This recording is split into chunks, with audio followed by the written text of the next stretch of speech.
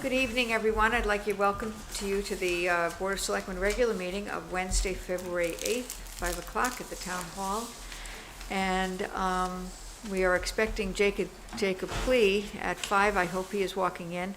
He has an appointment, so I'm going to ask that he go. He's with Dad. You're up. We just opened the meeting.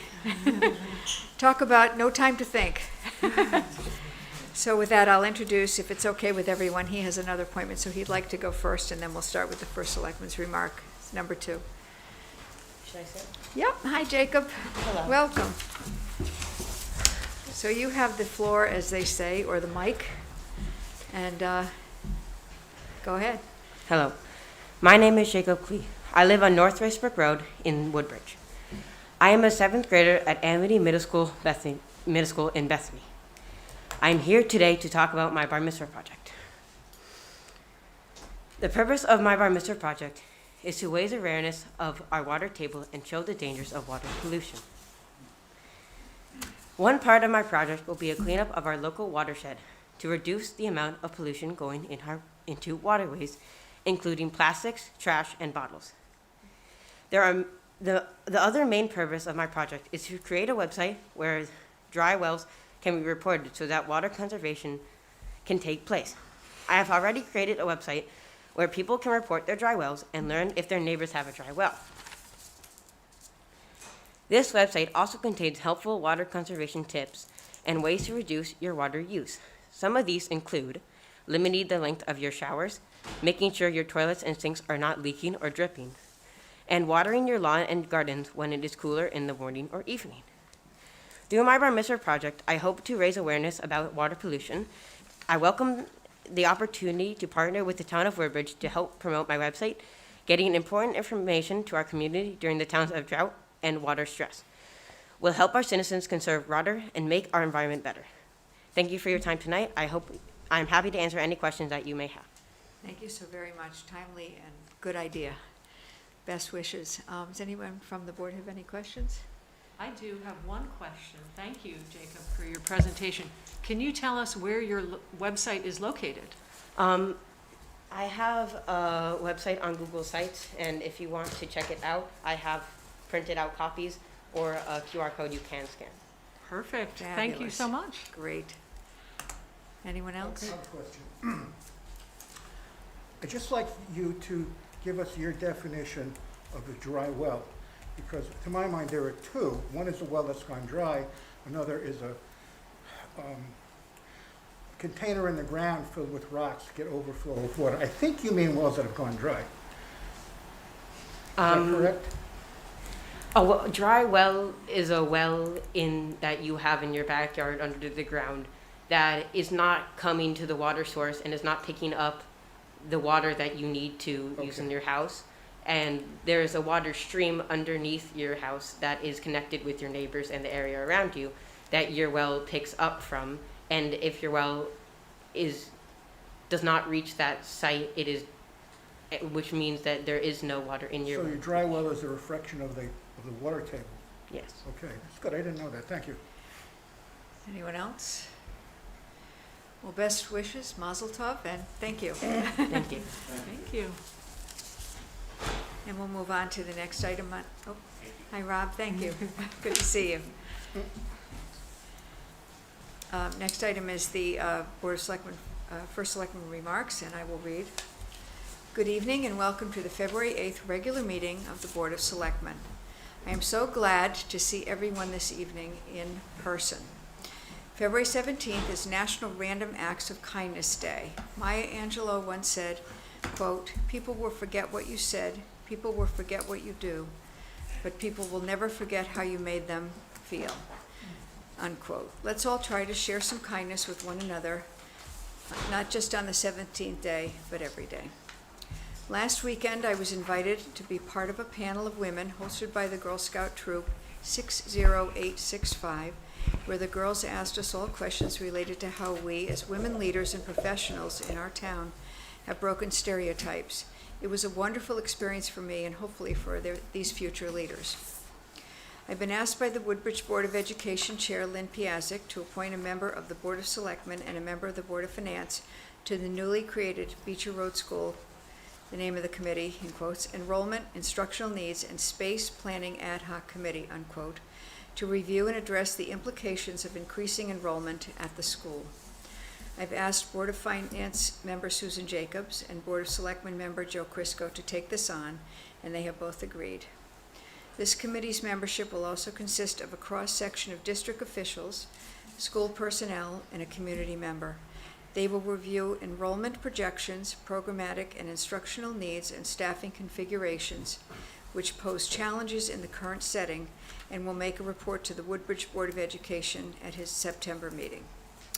Just as an FYI, as the town has no standing in this, I'm letting you know, and hopefully the public who's watching, that notice was provided to my office of a special permit application to the New Haven City Plan Commission for a hybrid cannabis retail facility at 130 Amity Road in New Haven. This location is within 500 feet of the town of Woodbridge line. The business's name is Affinity Health and Wellness. After hearing from several concerned residents about wire cuttings and other remnants littered on neighborhood lawns during Optimum upgrade installations in town, and after speaking with the police department, who tried to ask the Optimum subcontractors to clean up after themselves, I asked our blight officer, Mike Margansky, to speak with the company to arrange better handling of the cable debris. It was in a lot of places. Optimum will now take responsibility for proper cleanup at each work site. Residents who experience any further unsatisfactory cleanup should call my office at 203-389-3401, and we will continue to address this with Optimum. The Ad Hoc Dispatch Committee of our police and fire departments continues to work with our consultant, Mike Boucher. As a reminder, this small committee is comprised of Fire Commissioner Karen Baldwin-Kravitz, Police Commissioner Andy Esposito, Selectman Paul Kyriakos, and Tony Genovese. As you know, our district animal control has regional services, Woodbridge, Bethany, and Derby? Seymour. You didn't find it when you corrected it. Seymour, sorry. Used to be Derby. There is momentum to regionalize the town's emergency dispatch services. I've asked Selectman Kyriakos to ask this group to explore the options and come up with a plan for Woodbridge to become a regional dispatch center. Our federal legislators have indicated that there may be federal funding available to municipalities for emergency operations center renovations, so I'm hoping to take advantage of that, and I will keep you informed. I'm also putting together a small committee to interview potential consultants to assist the Board of Selectmen with a review of the plan for a proposed RFP for the former Country Club of Woodbridge property. This small group will be made up of Selectman David Vogel and Paul Kyriakos, Tony, and me. This draft RFP for the former Country Club of Woodbridge will occur before we bring it to the full Board of Selectmen. You have in your packets under correspondence a memo from Dwight Rowland and the Center Building Renovation Committee, which contains a request for funding, Phase 1 of the design for the renovation project. I have spoken with Dwight and let him know that Tony and I are keeping an eye on contingency, as this is money we do not have in this current year's budget, and we will revisit this in March or April, as we hopefully can find funding at that time.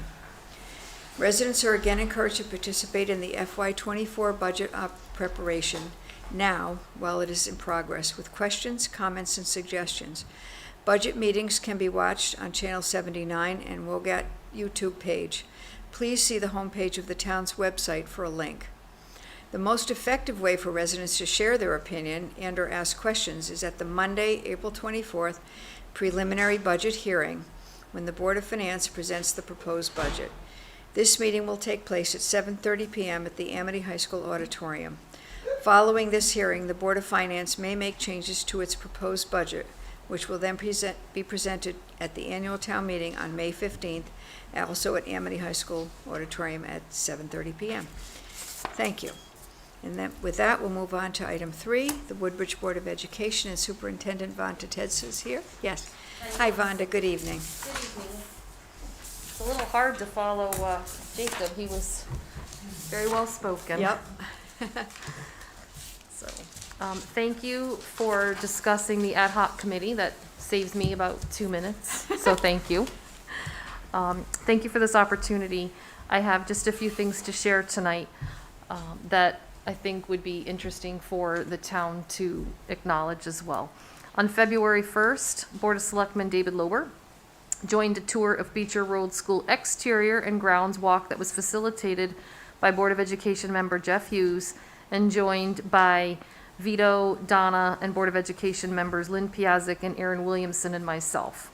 During the tour, Jeff highlighted for the group several areas of concern on the physical grounds and building facility exterior that require attention, and this information will be shared at our next meeting and considered as part of our ongoing ad hoc work as well. So thank you for joining us. I'm excited to share that the Connecticut State Department of Education just a few days ago announced the recipients of the department's 23 through 25 ARPA School Mental Health Workers Grant, which deploys ARPA funds to a very small number of districts in Connecticut. The grant application process was highly competitive. 92 districts applied for these funds, 20 received them. Woodbridge was one of them. It was very exciting, and I'd like to personally recognize Carrie Borcherding, our Director of Special Services, for her excellent work on this grant. This was the first grant that she's ever written. She now has a new job. And for the grant, she wrote to fund a full-time social worker for Beecher Road School. We currently have 1.5 social workers. The full-time social worker is currently in our ARP ESSA grant that is expiring. So this extends that a few more years. Carrie's work will help our district and town save money. And for each of the first 2 years of the grant, we'll receive up to $96,000, depending on what parts qualify. And the last year, we received 70% of that, or $67,000. So these grants will free up monies from our ARP ESSER grant, which can be reallocated depending on the grant to other needs. So we are waiting for additional clarification. They had an initial webinar with us, and they have a lot of follow-up information and clarification to share with us over the next few weeks. But I wanted you to know that that was very exciting, and it helps everybody. Just a quick enrollment check. We remain consistent at 863, no change from January. And the other thing I'd like to make you aware of is kind of a behind-the-scenes effort of members of the Board of Education. They are working hard to make our community voice come to the table regarding fiscal support of education for the town of Woodbridge. I think it's important to recognize that we are all working together in your partnership to help our taxpayers and towns support the hallmark of educational excellence of Beecher Road School. Our most recent example of this is that on February 3rd, Aaron Williamson and a few of our other Board of Education members, including Lynn Piazzik, Maria Madonic, Jay Daya, and Aaron, sent testimony regarding House Bill 5003 to the state regarding an act concerning education funding in Connecticut. To share just a brief portion of their concern, it was found in the following statement of one of their pieces of testimony. And this is a quote from one of them. "The quality of our state's future workforce is directly tied to the quality of our children's education. For too long, our state has funded education through an over-reliance on property tax and residential income. This over-reliance has led to inequitable funding and increased costs that have a significant and direct impact on local mill rates." So that's just one sentence that I wanted to share with you of the board's efforts to try to gather attention to much-needed fiscal support. And finally, Thursday, February 7th, I attended a CABE legislative breakfast for our region with Lynn Piazzik and Brooke Hopkins, and at this meeting, superintendents and Board of Education members shared with the present state representatives that although much of the legislation that's being proposed promotes student achievement, we also must carefully consider how legislative bills and laws fiscally impact our local communities. That is my report. Thank you. You're Anyone welcome. have any questions? I just had a quick question. I wondered if there's any update that you might be able to provide about Project Open Choice, if there's anything to report. Regarding, the Board of Working out, Education has not had another meeting. Okay. Our next meeting is the end of February.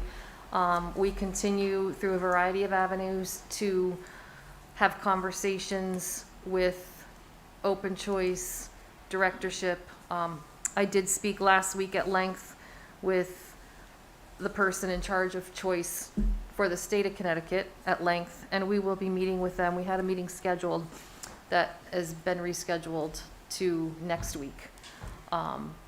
We are continuing actively to try to secure funding and clarification on funding for the program.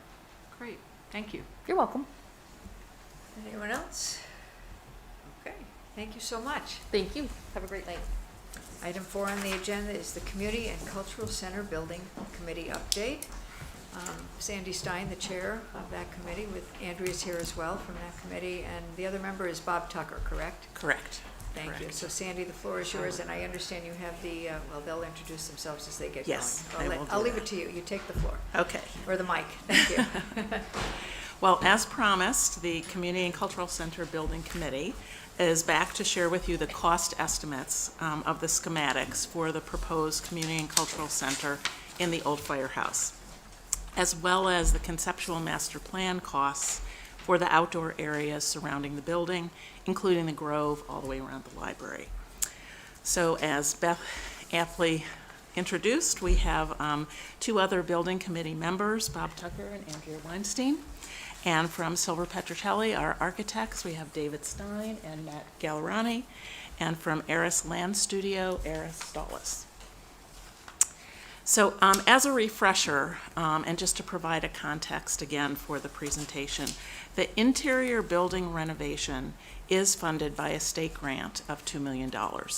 And we're going to basically show you how those dollars would be spent in this project. Our committee began meeting in May of last year, and we solicited program ideas for the use of the indoor and outdoor spaces from the library, human services, recreation, and the community council.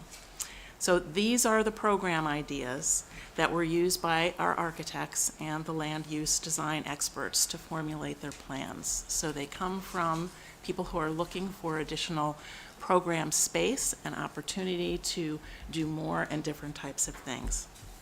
So a key design principle that we developed for the building is that the indoor space needs to be comprised of flexible use types of design. And that will be the most beneficial for us in terms of facilitating multiple uses for the many different types of activities that can take place in this building. In addition to that, furniture, lighting, the use of color, and design are also going to be key to making the space both functional and inviting. There's also a key design principle for the outdoor space, and that is to connect all the different areas with smooth, accessible walking surfaces and pathways that are wheelchair accessible and have excellent external lighting, so that we can provide multiple venues for sharing activities outside. We believe that the creation of these spaces has the potential to be transformational for the residents of the town of Woodbridge and for the staff employed by the town. If these spaces are well designed, we can provide multiple venues for town residents to gather for organized events, social gatherings, impromptu get-togethers, host exhibitions, attend classes, performances, etc. We did present the schematics to the town department heads on November 16th, to the Board of Selectmen on December 14th, and to town residents on January 25th. We received positive feedback and some very good suggestions that have been incorporated into the design that you will see this evening. In advance of this meeting, we sent you that January 25th presentation, in which we presented the schematics with some pictorial visuals so you can get an idea of different layouts and how the rooms would be used. We also summarized the program uses and the benefits of both the indoor and outdoor spaces. And we did provide, as suggested by the Board of Selectmen, a slide that has current room capacity, both in the library and in the center building, along with the proposed capacity of additional spaces in the Community and Cultural Center building. We have also just received a proposal from the JCC to absorb the current members of our Woodbridge Fitness Center into their more robust fitness center facilities and programs. I have given you each a copy of that proposal. Just in summary, for current Woodbridge Fitness Center members, the JCC will honor their current membership year, plus provide an additional 6 months of free membership to those members. Members from the prior 2 years would be offered 6 months of free membership. In addition, the JCC will work with each former member, current member, and any Woodbridge resident to explore insurance-paid membership options, one of which is Silver Sneakers. They currently accept 5 such insurance plans that fully pay for JCC membership as part of a subscriber's medical insurance. So you have this proposal in front of you for your consideration. It is our feeling that collaboration and partnerships are an important component of the creation of the Community and Cultural Center so that it really works for everyone. So I'd now like to turn the meeting over to David Stein, and he will review any of the key components of the schematic design that you may be interested in, as well as a review of the initial cost estimates for the project. And we did circulate to you a one-page summary of the cost estimates. David? Yep. Sorry.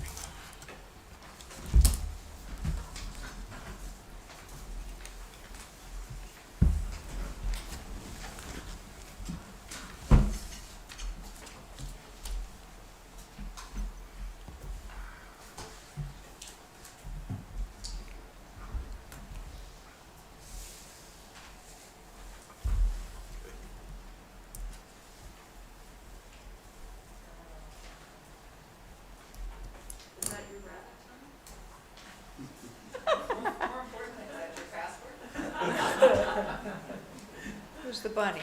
Okay, we all set? I think we are.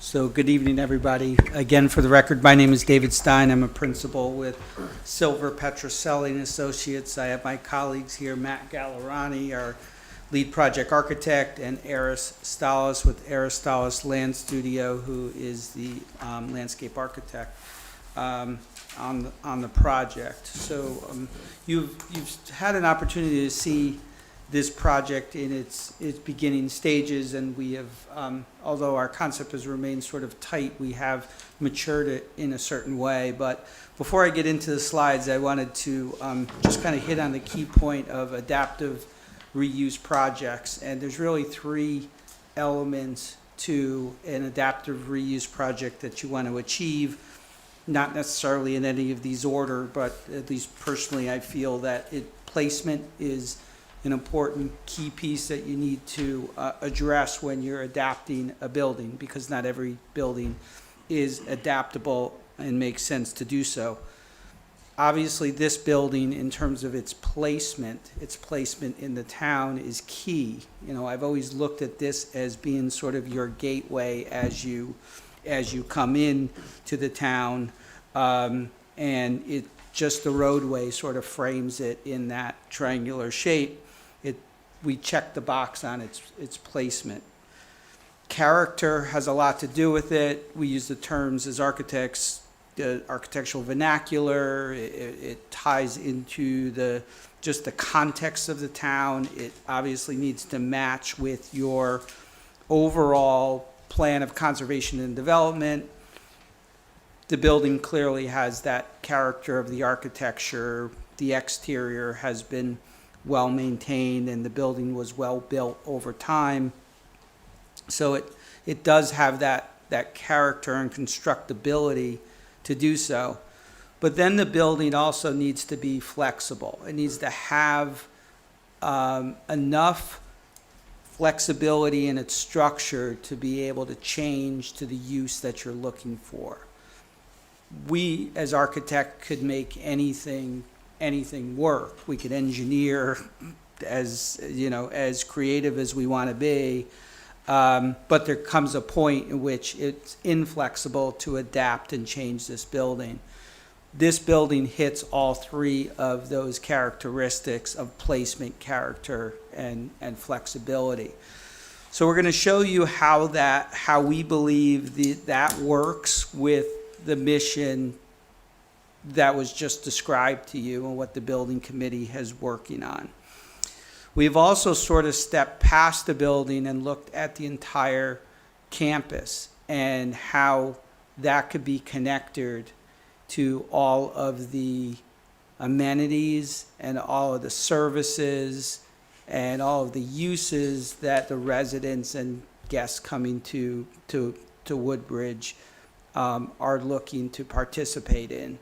And right now you have a town campus, but they're not necessarily connected in a way that is intuitive, in some case just in terms of full accessibility for all, universal design. So we have ideas in which can be done over time and in phases. We obviously recognize that money has, and the cost of doing all of this is ambitious.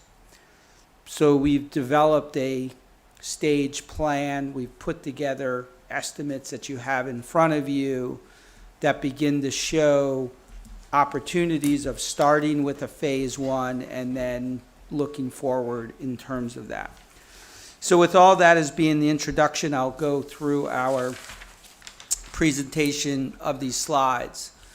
This first slide is the proposal of site improvements, and what you see in the, and I think that, great, I have a laser pointer. So what we have in green is beginning to show pedestrian connections and give us all our orientation. Here we are in Town Hall. Here is the old firehouse and sort of that triangular shape that's located here. Center school building, the library, and the firehouse across. What's interesting is there's pedestrian connection, and I understand that you are studying connections from the high school in terms of just walking pathways.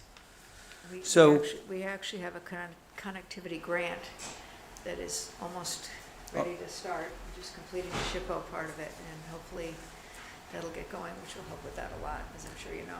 Yeah, so we want to piggyback on that importance of connecting buildings to buildings so those services can be enhanced and shared, and giving people an opportunity to even know that what happens within those buildings. So this plan contemplates pathways that you see in green. It also starts looking at your vehicular connections that are in blue. This is that main connection to the PD with some public parking that's there. The main drive aisle that's positioned here. There's some parking that's located next to the library, and there's a small amount of parking behind the old firehouse.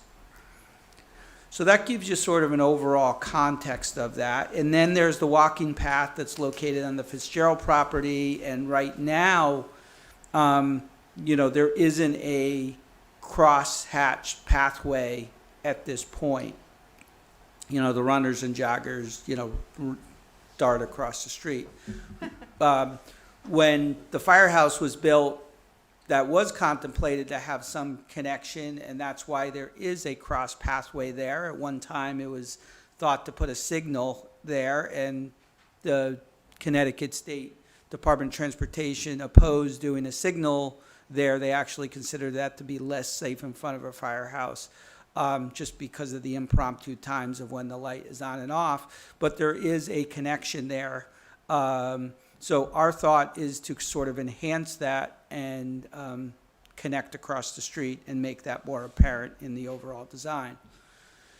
Now it comes into the proposed concept of sort of connecting this all together. And we've broken this up into potential 4 phases of work, or 4 sort of activities. And then we've sort of even divided it up to these 2 images that we have that's labeled 1 and 2. And I'll sort of zoom into that as we get closer. So let's look at our first concept, which is if we are adapting the old firehouse to a community and cultural center, people are coming here, right? And we're going to encourage that there's a lot of people coming here because we have meeting rooms that are going to have a gathering at some times of 20 people in a room on one floor. There may be another 30 in one room. There may be another 30 here. We want that activity to happen throughout all times of the day. There can be a morning yoga class going on in the morning. At night, there could be a meeting that's similar to this in lecture style and so forth. So we need parking.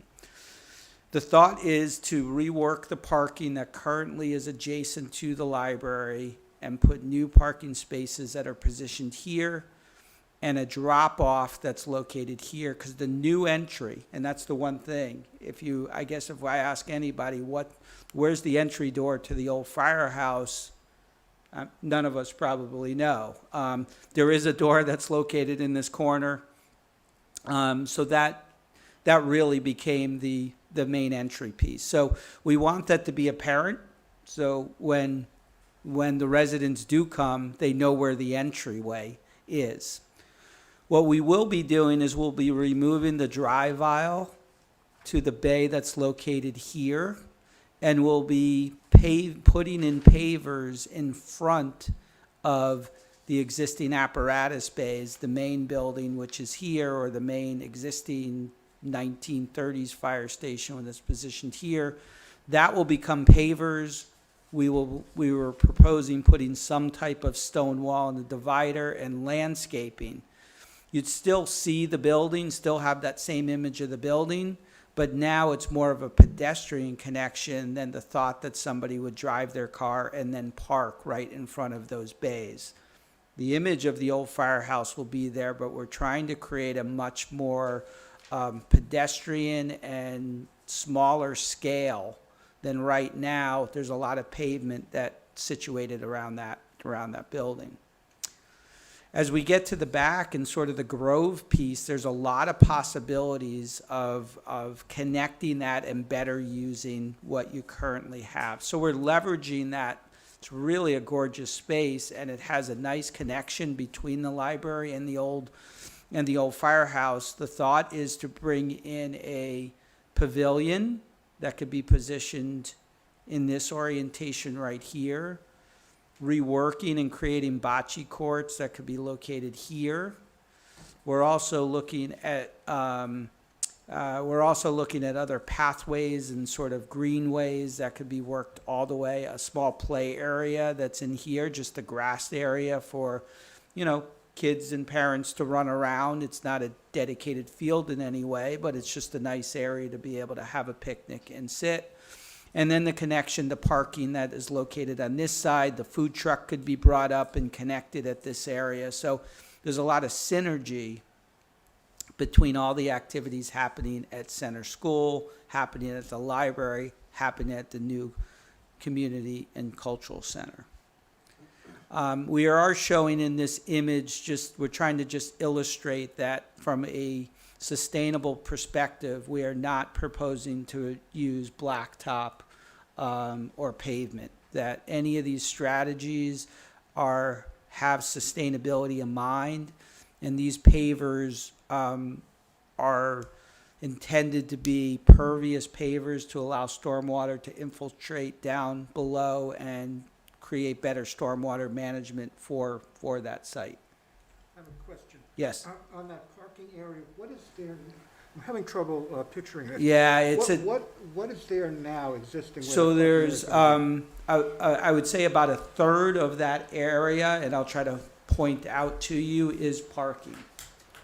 Is parking for the library. Okay. There's and Got I it. think it's mainly used for staff, but the public could park there. Got it. Yes, it's sort of tucked in the back and doesn't stand out. To my point, where it needs to be important that if we're going to invest in this building, we define where that entry needs to go.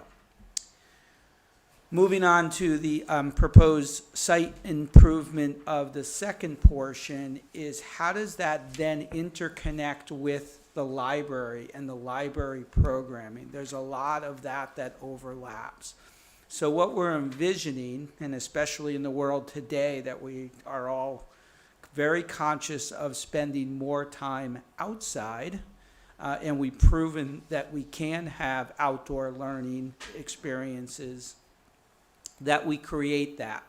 So at the top left is a small amphitheater. The topography naturally sort of slopes down in that area, so we're going to take advantage of that. And these are just some concept images where we could sort of carve it out with the grass, or simply just put some granite benches that are positioned here in that amphitheater look. And you could have a lecture, you could have a meeting of all ages, could be able to use that space that right now is just underutilized. The other thought is to create a pollinator garden or something that is much, nestles into this area. There is a nice tree, and Eris, if there's questions on any of these, any of the vegetation could talk to. But, right now it's just sort of positioned there nondescript. We would like to enhance that with, just what you see here in terms of concept images of different, very maintenance-friendly, does not require any type of irrigation and so forth, but creates a layering of spaces that people can use at all different times of the year. Not just in the summer months.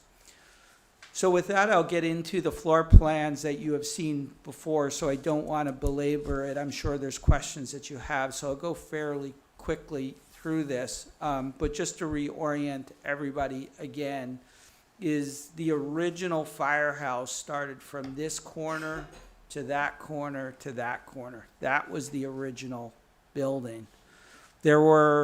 We believe there were 3 additions that were added in over time in different periods. There was an addition that extended out back here. There was an addition of a bay that was positioned here. And then the last addition that was positioned here. I do not have the exact dates, but my understanding is this is somewhere around the late 50s to 60s. This is the 70s addition that was positioned here, and somewhere in between this addition was added in. We are keeping those all intact. Okay, the open bays check off our box of flexibility. They're open spaces. We don't even have columns in the middle of them that sometimes you do find in garage and vehicle maintenance bays. It's an open span. So any of these spaces can be used in the morning for yoga, in the afternoon for classrooms, and different types of arrangements like we are illustrating in this plan. We'll show you some concept images of what we envision the space could be. The latest, the 1970s edition that's located here, would be adapted to the cafe concept, a maker space, a work area where people could come and work share in this area, have a small meeting in a conference room like this, and could team up. So we're proposing that just based on its proportions, it's the best location for that. We are going to need to create new handicap accessible restrooms. We are going to need to install an elevator, and we are going to need to rework the stairwells that are there to make them fully code compliant. If you recall, you invested $500,000 in the project just over 2 years ago, in 2019, where gas service was brought in and updated, and there was actually 2 mechanical units that were located on the two bays, this bay and the newest bay. And then some other electrical infrastructure was put in its place. So let me move on to our concept images. So we have some examples of projects. Some are ones that were done by other architects, and we have a couple that were done by our firm. But these begin to really just demonstrate the flexibility. The 3 floor plans you show are actually the same spaces, but just by rearranging them in a different way, they're able to change very quickly in a day from one program to the next. We do the same here in this illustration in Bay 2. We can envision it being that same type of look. We're going to keep the exposed brick. We're going to paint it. We're going to have exposed ceilings. So we're trying to be minimal with our design that sort of ties into the history and character of that original building, but adaptable and modern of its systems and its lighting and so forth. These are some images of the cafe. The one in the center is actually of a project that we designed up in Kent that has that same type of community feel for a not-for-profit who actually runs that cafe. Then on the second floor, the old meeting room that the fire departments use for their roll call and their meetings, that is where the fire took place. Right now, it was not fully fit out, so it will need to be reclad, new lighting, new flooring, and so forth. And we're envisioning in the image that you see in the center that could be what it possibly would look like with those dormers and high ceiling and so forth. There is a small meeting room to the left, and that's the image that we're showing you to the upper left. And that this room could be used for things such as yoga and so forth, as we'd be refinishing the wood flooring and so forth. In terms of the image of the building, I just wanted to be clear that we're not altering the look or feel of the architecture. Actually, if anything, we're just really keeping what's there. This rendering, and it's a partial rendering, shows the potential of some type of stone wall that would look similar to the stone wall that's around the corner or across the street that was built as part of the new firehouse. There'd be sidewalks there, and there'd be some landscaping behind it. The bay doors are no longer needed in a way, but those could be replaced with newly insulated doors, and with the opportunity of either opening up when there are events during the day and the weather is nice, that paved area, people could sort of move out, and the event space has an indoor-outdoor feel. This is a view of the new entryway, and we took a different approach to it, although it's really just still a concept that needs to be proved itself out. And you'll see in the estimate that we're looking at this as being an add alternate to the design, just based on the overall cost to construct it. We took a modern approach to it. When the State Historic Preservation Office, who will have purview over this project, they actually want us to create an entry that is distinct on its own, that each part of the architecture could speak for itself on when it was constructed, and they do not want us to purposely create something that looks like it was built at that time. They want it to be distinct and different. So our approach is doing this more as sort of a modern feel. You know that this is different. I know some have questioned whether or not that's the right approach, and we can create a bit more of a traditional entryway. The point is that entry is important.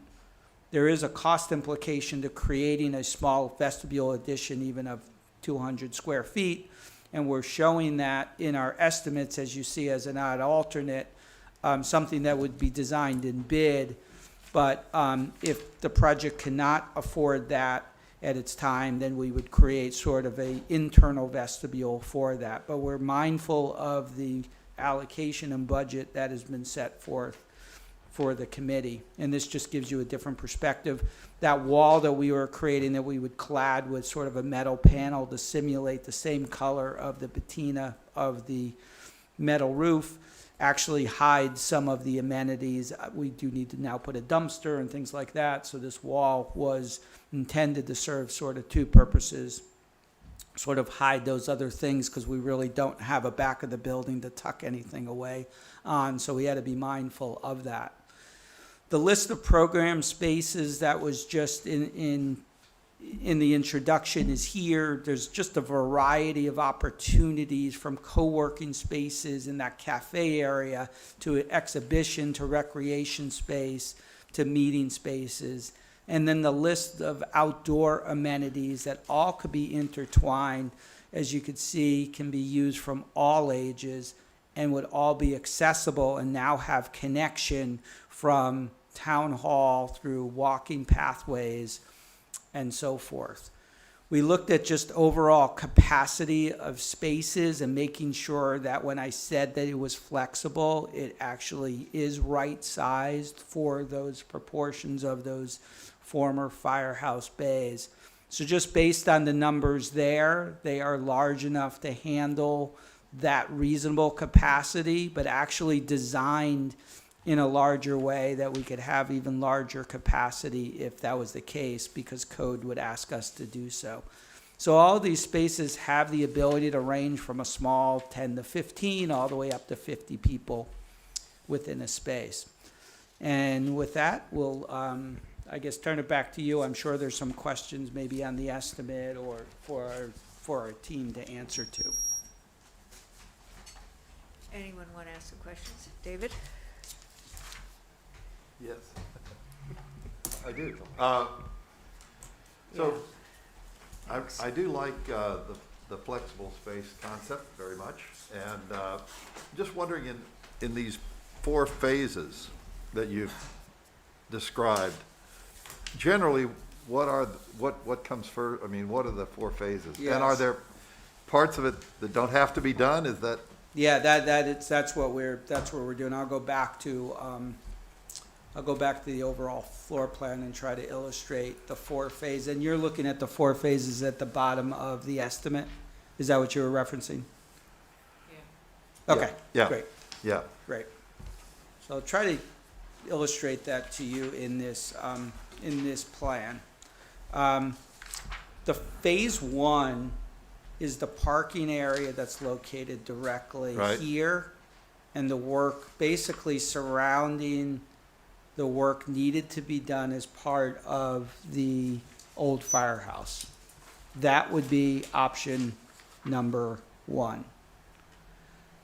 Option number 2, or phase number 2, would encompass the remainder of the work that would be positioned here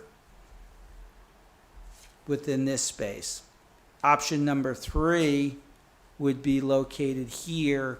And option number 4, which actually I sort of went quickly, I think I overlooked and didn't give you a full explanation, is the thought is that with this 2-way roadway, that we'd like to further study turning that into a 1-way road.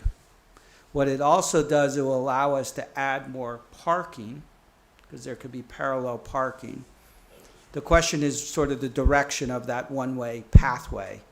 What we're trying to do is slow down, because our observation is that there is a lot of traffic that comes around this corner, and that by slowing that down and having a 1-way drive aisle and parking along here and that pedestrian connection, that would add to a much safer and more cohesive way. So phase 4 would be that.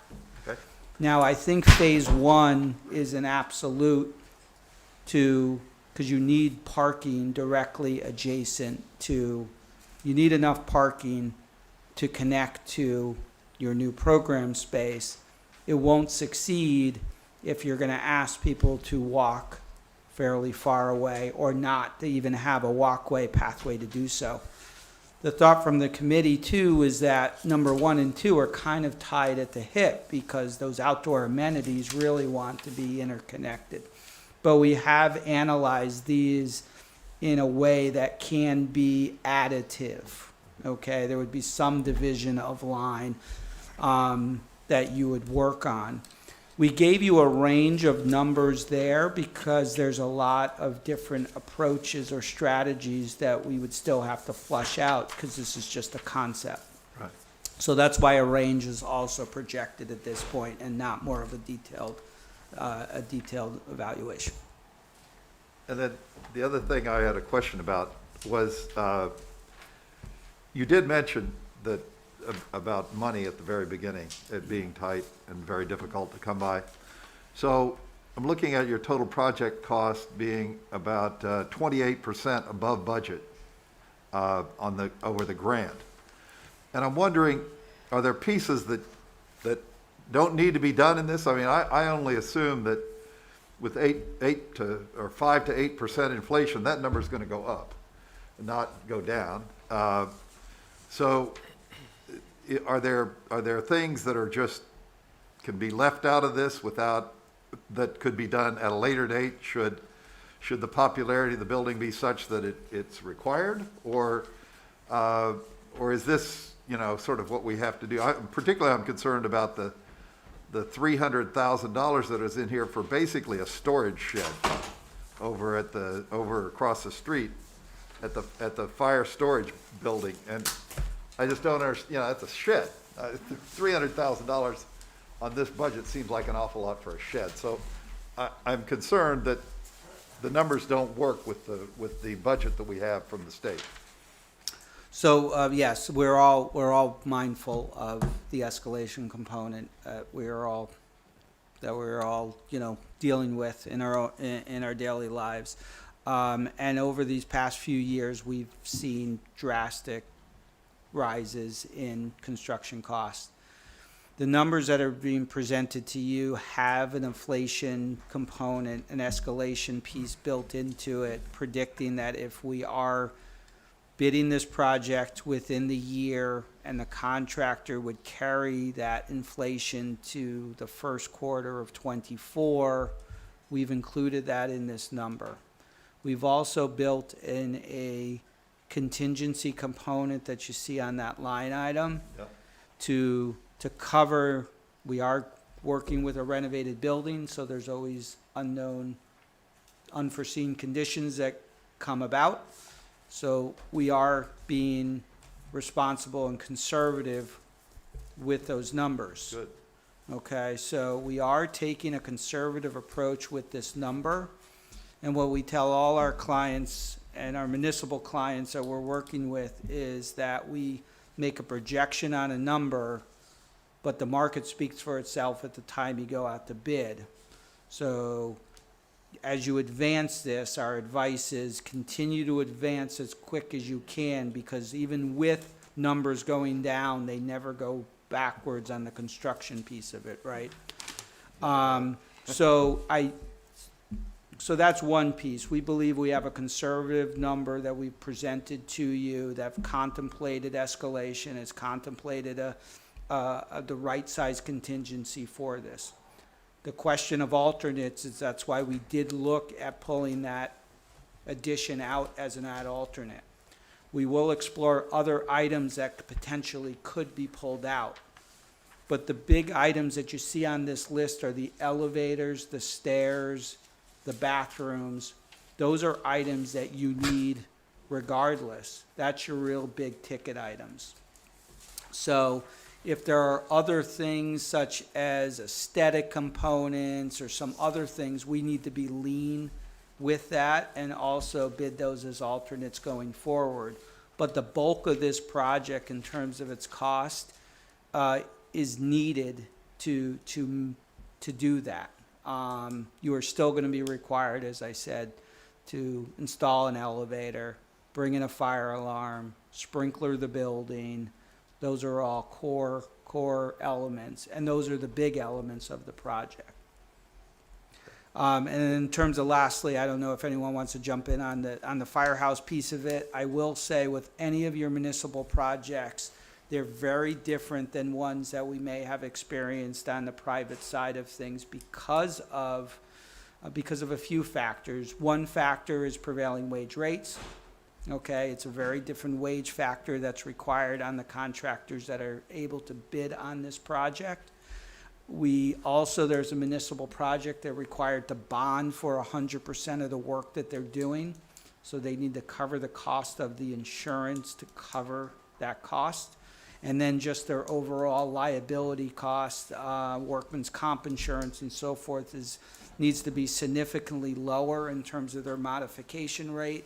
So the type of contractors that have the ability, the financial wherewithal to bond the $2 million project limits you from other contractors that actually have the full technical capability of doing the work, but financially that's not the marketplace that they work in. So your pool of contractors are much smaller. And over the past 3 years, what unfortunately has collided in these escalated costs are two things: supply chain items So what that means is the contractor needs to be on the job site longer because he's actually waiting for materials. So his operations get higher, so that adds to the overall cost. Municipal projects also have sort of penalties that go along with this. If they don't succeed, they're obligated to then have, whether it's a liquidated damage, or there's a lot more risk on their end to complete on time. All of that factors into the cost of doing this. So the firehouse project, and I know it's a storage building, but it does have amenities that are required by the building code. And we are exploring opportunities of looking for some code modifications to sort of right-size the budget. But in short, municipal projects have a factor that is not comparable to if we were doing it on the private side. Thanks for that explanation. I was just sort of curious if there are design elements in the storage shed that maybe help bring that up, but I think you explained it pretty well, so. Yeah, the storage shed the intent is being designed as a shed aesthetically, so, it's gonna be a good building, it's not gonna win any design awards, but that's okay. Okay, anyone else? Yeah, I just had a question. I want Yeah. to make sure I understand your large printout. Yes. Thank you very much for making it larger. So the bottom gray line that says total project cost, 2,553,000, 2.5, let's call it. The add alternates would need to be added to that. Yes. If we were going to do that. So that's like another 295,000, right? So we're up to 2.8, is that right? And then I think I understand from your explanation of the site design options that the committee is at least recommending at least phase 1 and 2, but those are not cumulative numbers, right? Yeah, those numbers are not part of the project cost, they're Right. sort of an ancillary, separate cost. That is correct. So that gets added Just so I to- understand the grid, if it's phase 2, that includes phase 1 plus the additional things, or are these two separate numbers? Okay, so if phase 1 is between 500,000 and $1 million, and phase 2 is between 905 and 1.4 million, those numbers added onto the 2.8, is that right? That is correct. Can I actually just clarify? Sure. So we are not asking you this evening to approve a specific dollar amount, okay, for the interior design.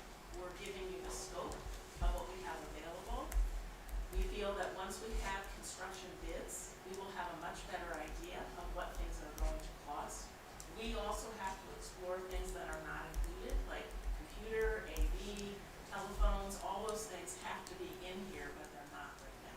So we want to be able to get your approval to go out and have the construction documents created by the architects, to put those out to bid. When we have those bids, we will come back to you, and then we will make the decision about how much money we have and where it's going to go. That's the first thing we're requesting. The second thing we're requesting is that we would like you to appropriate, approve, however you want to term it, $2 million from the ARPA funds that the town has available for phase 1 and phase 2 of the outdoor space. So that's where we see the division of dollars. We do not anticipate any of the outdoor space coming from the interior building application. Thank you for that, Sandy. If anyone has any other questions, if not, we have a huge agenda tonight. Thank you so much, David, that was very helpful. Thank you. It sounds like from what I'm getting from you, Sandy, as well, that we need a first thing, I'll just make a motion, then we can continue to talk about this. But I would like to make a motion to proceed with construction documents with final approval of design and construction costs after bids are received, and to send the plans to SHPO for approval, because I understand that has to be done as part of this, correct? Correct. Because they're overseeing that. Is there a second to that motion first? Thank you, Joe. Okay. And with that, that's what you need from us tonight, clearly, for that part, Yes. number one. So, sorry, I didn't mean to jump ahead, but I thought we should. Anyone have any questions for, go ahead, David. I'm looking at these numbers here. So I'm totaling up $3 million for phase 1, 2, and 3, and 4, in addition to the $2.5 million for everything else. So we're looking at $5.5 million for this project? Go ahead, We're numbers not, wrong. we're not asking for that. No, so are we looking at five, It could be that, but again, unless we have construction bids, we don't really know. And Exactly. that's why we feel that we have a solid plan, uh-huh, but we need to get actual construction bids so we know what we're talking about. And So- that would also help us hone in on phase 1 and 2. Okay. If you agree to spend that money. so we have $2 million projected from ARPA funds? Or you would like to No, get from the that's ARPA separate. fund? That's separate. We That's have, our request. we Right. have $2 million for the interior already, is that correct? We have a $2 million state grant. for the State cons- grant, State grant okay. for the building, the community Okay, and cultural you would like center, some more of this from period. the ARPA money, okay. Correct. Those separate funding sources. And these 4 phases are a lot of that exterior site work. It's, all all the site. All of that vision, yeah, all that beautiful stuff you have, Yes. okay. Tony, how much money do we have from ARPA? We have $2.3 million that's still has not been appropriated or spent. We spent $275,000 on the senior center, so what we have left is about $2.3 million. Okay. Are there any other uses that we could put this money to that we have a need for right now? Which the ARPA? Yeah, absolutely. A lot. Like what? Well, we have to decide that as part of the budget process. I was going to get to that in a minute or two, but I can talk about it now. Because I know there are restrictions on the ARPA fund, that's why, That's you can't use the money for everything, but there are Correct. some other things that we can. Right, exactly. Okay. There's a possibility, I know there's a request, we can get into that from the Strategic Plan Committee, I believe, to use some of it toward, or all of it perhaps, to use it for the business district. So, but that is all going to be done during our budget process. Yeah, We we won't have- be we have- deciding that tonight, We have a unfortunately. lot of needs for that money. We do, we have okay. less money than we have needs, let's face So it. what are we voting on right now?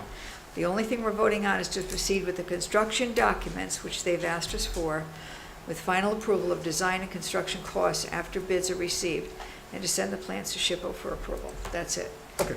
It'll help us refine the costs. And just so you understand, it'll take about 2 months to create the construction documents, and we'll then go out for bid. We hope to be able to come back to you in June with the bids, so that we can decide on its final number. We would hope that we would award a bid that could start in July, and that construction could start in August. Okay. And Sandy, I had a question I wanted to ask you, but you left the microphone, so I'm going to ask you now. You're talking about the JCC picking up people's membership from the fitness center. Are you envisioning closing the fitness center? It would mean that the fitness center would not need to get relocated to that building, and that it opens up what the center building can do. I think, again, that is not our decision, okay? Our recommendation is based on information that we have, that we've given to you, okay? And that would be your decision, not ours. Yep, that's ours. Okay. Okay. There's a- We felt that in fairness, because that was one of the potential uses, was that really a good option for Right. flexible space? Because once you put equipment somewhere, it's not flexible anymore, it can only be used for that. So. Are that was you our- aware of the population that uses the fitness center in the morning? We got information that was submitted by the Recreation Department in terms of number of memberships. Which is what you sent to us, Which is correct? I Right. sent to you, Yeah. you have that actually in the I'm minutes. talking about the specific population, not the raw numbers. The people, my understanding, the people who use the fitness center in the morning are septuagenarians or octogenarians or nonagerians. They come in, some of these people can barely walk. That fitness center keeps them going. And they get personal, hands-on help with their exercises. Are they going to get that at the JCC? I would anticipate yes, but I cannot speak for them. I Yeah. think this is something. That will be we have to taken into look account when we decide what we're going to do with the fitness center piece of this. think you have to think long and hard about who uses that fitness center and what need it fulfills in our community. We have to think about that. What's that? We have to think about that. It's our decision. They presented what they got for facts. Right. We have Well, to I decide. brought it up so people could understand. Absolutely, Yep. thank you. I also have to remind everybody, the $2 million grant must be used for that we have. The Right. state funds must be used for that building, firehouse pier. We can't put it towards something No, else. that I get. I was talking about. So if there's nothing else, I'll call the question. Can I just ask a quick question to clarify? The motion in front of us right now is to go to the phase where you're going to create construction documents. Is there any cost associated with that, or is that already funded? The cost for the construction documents has already been funded and has already been approved. So regardless of the scope, you're creating the construction documents, and then once we get potentially go out to bid and get the numbers back, then we can make an informed decision about items in the project or not in the project. Right. Okay, just want to understand that. This will Thank you. give us more data, which is what we need to make a decision. Can I also just comment on David's comment? Sure, quick though, Yeah, please. just very Thank you. Another, just in David's presentation, is can that space, this flexible space, also offer some recreational activity, ping pong tables? I mean, this is getting into the weeds a bit, and is there opportunity to have maybe some equipment? So this is something that has been discussed and entertained. Is there a way to kind of have flexible space but still offer some of the fitness, possibly? So I just wanted to throw it out there because there's been lots of discussion about this. I would suggest a survey of the members who use that fitness center. And now I understand there are 33 members, just as it's increasing, yeah. Okay, One other thank- point of clarification is that the construction documents are only for the building. They are not for the exterior. That's correct. Okay. Yep. Oh, So so, everybody understands. so Yep. not the phase one, Not the two, phase three, 1, four. 2, 3, 4, Okay. Right. That's the outside. But the Right. add alternates are included. The, I'm sorry. The add alternates will be included in the construction document? yes. Okay. Okay, with that, I'm going to call the question. I just had a Go question ahead. about, Sure. when we receive these construction documents, I'm assuming they will be based on our project cost here. Will we also see documents that represent what it would be, what would be done if we stuck to the budget that's been granted by the state rather than spending another 28% of the taxpayers' money? Those options will be presented. I mean, that's what will be up for discussion, Okay. what do we want to include. We're not asking for more money. Right. But we want to have an accurate assessment of what it will Great. really cost, so we know where do we have to make some compromises. Fine. Okay, so with that, I'll call the question. All in favor signify by saying aye. Aye. Thank you, it's unanimous. Thank you for your time tonight, everybody, and your hard work. Thank you. Thank you. We look forward to the next steps. Okay. We have public comment at 6, but we are way behind, so if you guys want to, who's here for public comment, want to hang out somewhere else, or just join us and continue to listen, because we have another project. These guys have been waiting since we started at 5.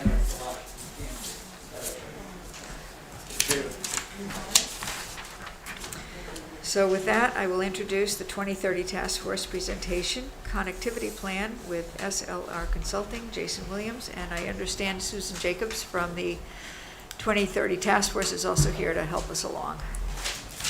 You have a copy of this connectivity study in your packet, I hope. Theme tonight is transformation and connectivity. Take it away, Jason. Okay. I apologize for anybody who was here for public comment. This is I'm gonna make this really, really quick. It's okay. I'm essentially, sorry. We My know name is- we know what you need, I think, so hopefully it won't be so bad. Thank you. But thank you for Well, coming. thank you for having me, Board of Selectmen. You have our Chair. time. We're here for you to listen. My name is Jason Williams, and I'm a principal landscape architect with SLR, formerly Mylone and Mac Broom. This project, we were awarded this project through SCROG as the Woodbridge Connectivity Study. And it included an initial discovery phase where we actually went on a field trip to multiple towns with the 2030 committee to really gauge what is the vision for the business district of downtown Woodbridge. Working with Pyrie Architects, we developed a vision and included some placemaking elements, and then really came to our part, which was the connectivity study. This study is about how we make safe, pedestrian-based connections within the downtown business district to improve not only multi-mobility options, but get people on the street, people jogging and biking, so that businesses want to come here and open shop, and people want to spend more money here to improve the tax base. So we did an initial outreach, all 3 of our outreach meetings, and some of the selectmen here were at the outreaches. Thank you very much, as well as Anthony. We did 3 outreach sessions with the community with great gatherings at New England Brewery. The first, where we laid trace paper out on a base map, and we said to all the community, trace what you want the downtown to look like. Oh, clarity's a little bit tough on this. So essentially, this is a result of the engagement session that we had. A lot of information came out of it. For an example, brand the area as an entertainment district. Create new vehicular and pedestrian connection through street. Do I have a pointer here? Down along the southern end. I hope all of the images are not this. It's not a metaphor. The blurriness is not a metaphor. No, we're not hiding anything here. So all of our maps north is up, and here is Litchfield Turnpike coming up and down. Here is Amity Road right here. On the western side, Selden and Lucy running across here. Cat's Deli and the large parking area is just down here. Some members of the community commented, the Selden Street area, let's change it. Let's turn it into a place of character and maybe change the name to it. Let's add sidewalks on both sides of Amity Road and investigate ways to expand buildings along Amity Road. We then looked at some of the opportunity and constraints, and we really, using zoning, grouped the different use areas. So you can see in yellow, a large area of existing residential, and our blue areas of commercial. And then over on the east side of Litchfield, our commercial industrial zone flanked by open green space areas. As part of this, we identified that, there is an ability to connect pedestrians to the river and throughout the different use areas, and that streetscape improvements, including bike lanes and new trees and on-street parking, could be potential factors in improving the downtown area. Some of the constraints were the lack of intersection components that enforce vehicular traffic calming and pedestrian safety elements. East and west cross streets lack protected bike lanes, which is another important element to the project. So then we went into our inventory and analysis. We need to understand exactly what, oh my gosh, why? That's a little bit better. So we looked downtown. We went and identified all of the downtown roadway networks. We identified your existing zoning in the downtown, identified all of the property owners and business owners in the downtown area, as well as your open green space to make connections to those. We started getting into some really technical analysis. What's the roadway capacity of vehicles down in the area? And as you can see in red here, this northern portion of Amity is the most highly traveled roadway, followed by the southern portion of Amity, the southern portion of Litchfield, and then coming over to Lucy and then up Litchfield as well. Okay, so we know where the majority of cars are going. Where are most of the collisions happening? Well, most of the collisions are happening at the corner of Bradley and Amity, Bradley and Litchfield, and then obviously down in our southern portion here. But it's interesting that Landon and Lucy intersections have a lot of collisions, so it's something that we're going to want to take a look at.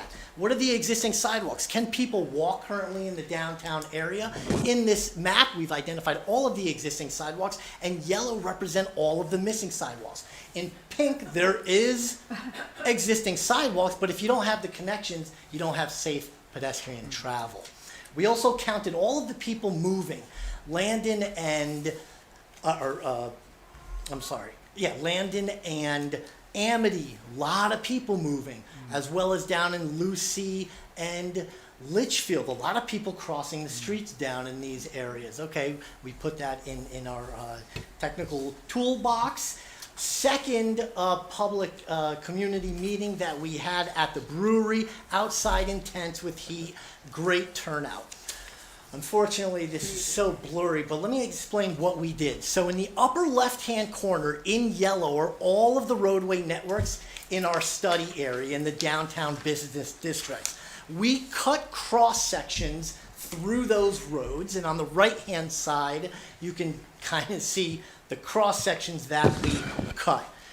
The reason why this is important is because a lot of people don't realize not only are these state roads, but in roadways, these are public realm spaces for the community. You guys, aside from the state roads, all your local roads you own. So on the left is our right-of-way or property line of a business owner, and on the right is the other property line, and we've got this roadway in between here. Well, the current roadways in the downtown are actually very wide, and we could narrow those up to 10 feet approved by DOT, which is going to do a lot of things. But in doing so, we need to be really cognizant of the existing below-grade utilities, above-grade utilities, in order to expand and create our public space.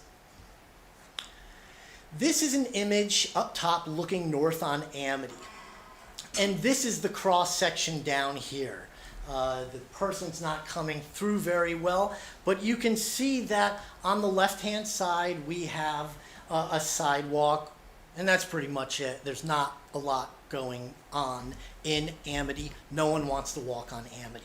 So if we identify the distance between our existing right-of-ways, there's actually a lot that we can do. One side can be sidewalks with new street lights, street trees.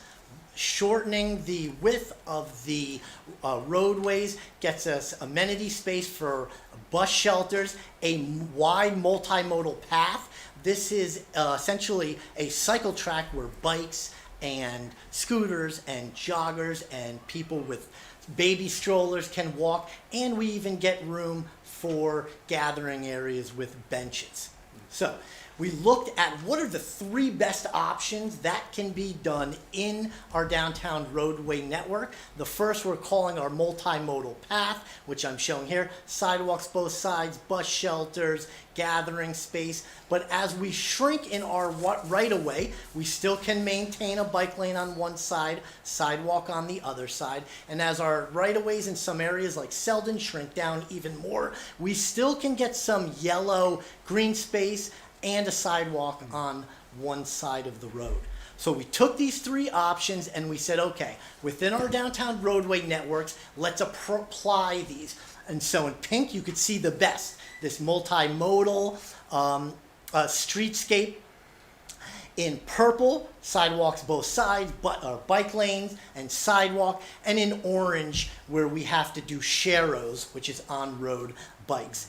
We also identified the potential for a connection down here to alleviate some of the congestion that is happening down at the off-ramp for the Route 15. At our public engagement session, we said, okay, what's everybody think about this? We broke up all of the roadways and we said, if money was no object, pick your 3 top priorities. And we took all the survey results back, and the top priority was do something from Amity, from Town Line, going up to Bradley. Coming in second, Bradley, between Amity and Litchfield, and coming in third, Lucy Street.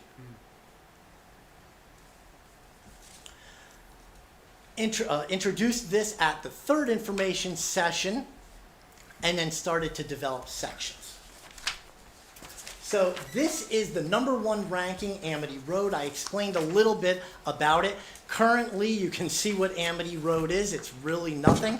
And this really new, vibrant streetscape.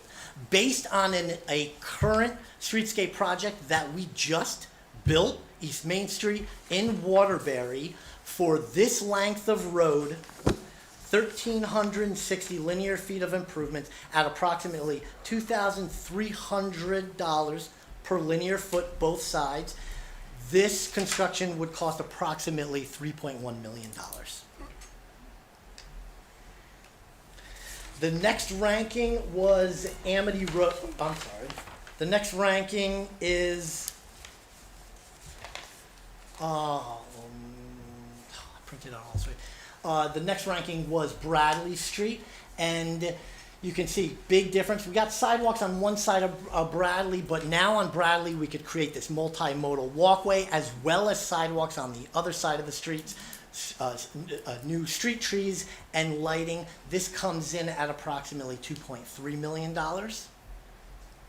And then our third ranked was Lucy Street, again coming in at approximately $2.2 million, where a big change is getting a multimodal pathway so that we can link the downtown from a recreational perspective, but also get new trees and bus shelters and the amenities. Quick question. Amity is state road, right? So we have to get DOT permission to do anything there. But Bradley and Lucy are town roads. You got it. Lucy's Lucy's a state road. Lucy is a state road. So Bradley's the only one that we own. Yeah. Okay, thank you. Amity, Litchfield, Lucy's state roads in the downtown all would require DOT review. And I also just want to go back and just mention that this is a planning study, just phase one of really 3 phases. Planning study, design development, which includes survey and engineering and cost estimating, and then final would be construction, bidding, and implementation.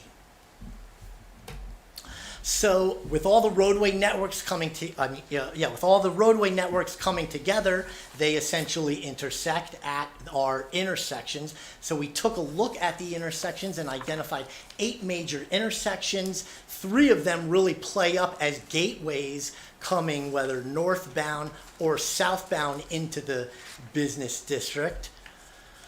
And it's important to note that intersections account for most conflicts between pedestrians, bicyclists, and drivers. To limit collisions, intersections should be as compact as possible to reduce pedestrian exposure, slow vehicles, and facilitate eye contact amongst all users. When you drive into an intersection or walk or bike into an intersection, you should be close enough to a person in their car to see what their eyes are thinking. I know this may sound crazy, but you can identify people's pupil dilation and see what they're doing. Is their foot over the brake? Is it over the gas? And so there's some ways that we can do that. On the left-hand side are elements of an intersection that really improve not only the multi-mobility aspects, but it creates a feeling of small town, rural, I want to walk here, I want to live here, with lighting, site furnishings, new sidewalks, curb bump outs, landscaping and wayfinding signage, decorative paving in the entire intersections, and decorative crosswalks all help to improve safety in an intersection. But it's also mindful on the right-hand side that intersection design elements need to delineate all of the users. So the pedestrian needs his own spot, the bicyclist needs his own spot, the car needs to have its own spot. And when each of those users come to the intersection, it should be very clear where they need to go and no confusion with that. So with that, we looked at Bradley. Now, if you look at Bradley, boy, it's just all asphalt. And remember, Amity and Bradley, all asphalt in this intersection, and Amity heading north, these are the highest speeds we recorded and the most collisions. So people are flying from the north coming down. We got to stop them, and the way to stop them is just what I was saying, make the intersection smaller, so that when you're heading south going over that hill, you see things going on, including a new traffic signal that starts to get you over your brake and slowing down a little bit. Good luck with that. We've asked many times. Many times. We can do it. Thank you. We Thank can do it. We can No do one it. died was my answer the last time, so We can it's certainly get very it done. disturbing, yeah. But it's going to take more work Right. from a traffic engineering side. Right. The counts that we're using are pre-COVID. And so things have changed now that COVID's over. That's vehicular counting of cars. Everybody's back to work now. So as part of this project moving forward, traffic engineers are going to have to do all new counts for all the vehicles, and it's probably going up, and will make an even better case to get signals or intersection improvements in these areas. Don't forget that. The point of the 2030 task force was to dream, and dream big. Right. So we dreamed of a traffic signal, and Jason's gonna make it happen. We can make it Love it. happen. Thank you. And then on the right-hand side, just some of those improvements, getting some flowering trees and getting some shade trees, shrinking down the distance that a pedestrian has to cross from one sidewalk to the next, decorative textured intersection, decorative textured crosswalks, areas for placemaking, bus shelters, all within the DOT's right-of-way, all with permittable DOT elements. And so we did a perspective. If you were standing looking north on Bradley, you can see, on Amity, you can see all of the asphalt and what this could potentially look like with our signaling, traffic intersection, new drop curbs, so that you can actually go east to Rice right now. Look, if you want to use any of these businesses up here, you're not getting across. You've got nowhere to go here. So new sidewalks all the way up, placemaking elements, bus shelters. Over here is a multi-use path, so you could essentially ride your bike from the south, get up to here, go down Bradley. A lot of improvements that just really aesthetically make it feel like Woodbridge. We also looked at Lucy and Litchfield. This is not an easy area because the right-of-way lines on Litchfield are so tight. Think about when you're going through there. All of the residences and business here, you could open up your door and almost walk inside. So this is going to be a little bit tricky, but there are things that we could do. If you recall Bradley here on the left and Litchfield, multimodal path coming down here, a nice intersection where people can walk, textured, new street trees going across, and we looked at a potential perspective of this. Not as grand as Bradley and Amity, but just a little bit of improvements make it feel like a pedestrian place.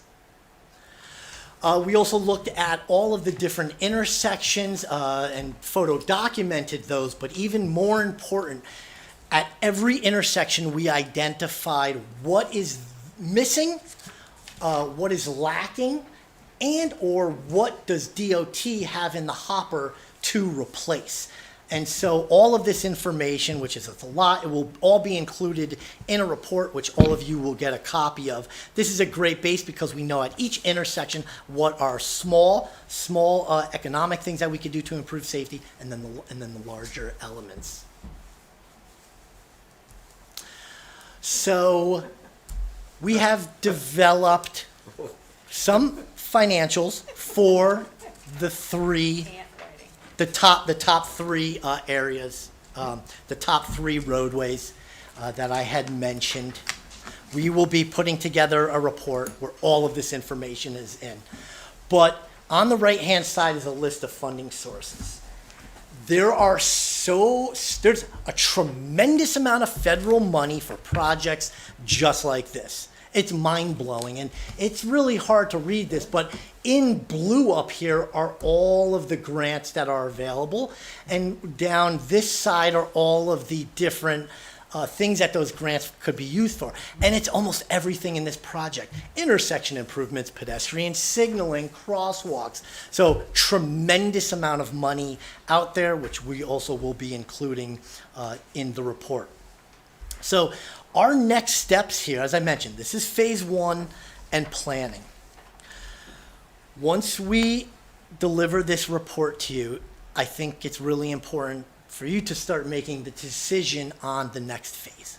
And the next phase is survey, traffic engineering, and civil engineering for either all 3 of the roads or just one at a time. I will say if you put out an RFP for all of the 3 major roads, you're going to get a much better deal on survey and the engineering because it's all lumped in one drawing package, one permitting package. And, like I mentioned a little bit before, DOT used to be Everybody used to think of DOT as being very difficult, but times have really changed. The guard has changed, and everything that we're showing here is exactly what DOT is looking to see. All of these improvements are very, very realistic. So, like I mentioned, this is phase 1. Phase 2 is getting some survey and some traffic, civil engineering, so that we can really get fine-tuned cost estimates on the improvements. If I could just anticipate a question, we're gonna come back to you next month with the placemaking part of the task force work that doesn't involve, that we made a conscious decision to separate out the connectivity part from the placemaking part. So we will be returning to you next month with our consultant to talk more about that, just in case that was on your minds. You can breathe now, but. So it was my understanding that you needed something from us this evening to go forward at some, to begin or not? Yeah, we need We your thought- support to know that. We need, are we supposed to at this point, accept the connectivity plan as presented this evening? Yes. Okay, okay, so, and Tony maybe can I mean, it doesn't mean there's gonna be stop signs there next week. I, We have, There's a lot of work I just that want has to that happen. lighted track, Bradley. just as an example, we Yeah. have, our regional COG is putting together an application for connectivity, for the infrastructure, law for connectivity improvements and safety improvements for the entire region. And so, for us to have a plan like this, puts us in front of the line, because it looks as, we're not just, we did actually some work here. Extremely valuable, yeah. So when any regional thoroughfares come in, you've got it right here. Yeah. Okay. So for you to accept this or adopt it or whatever, then I can use that along with Jason and with COG Okay. to, Fabulous. to put our, into that, You put into the that lights back application. on, Sheila? Yeah. Thanks, or somebody, thanks. Thank you. Here we go again. Thank okay. you. Where you I got it? apologize for the blurriness. No I'm worries. not sure why that is that way.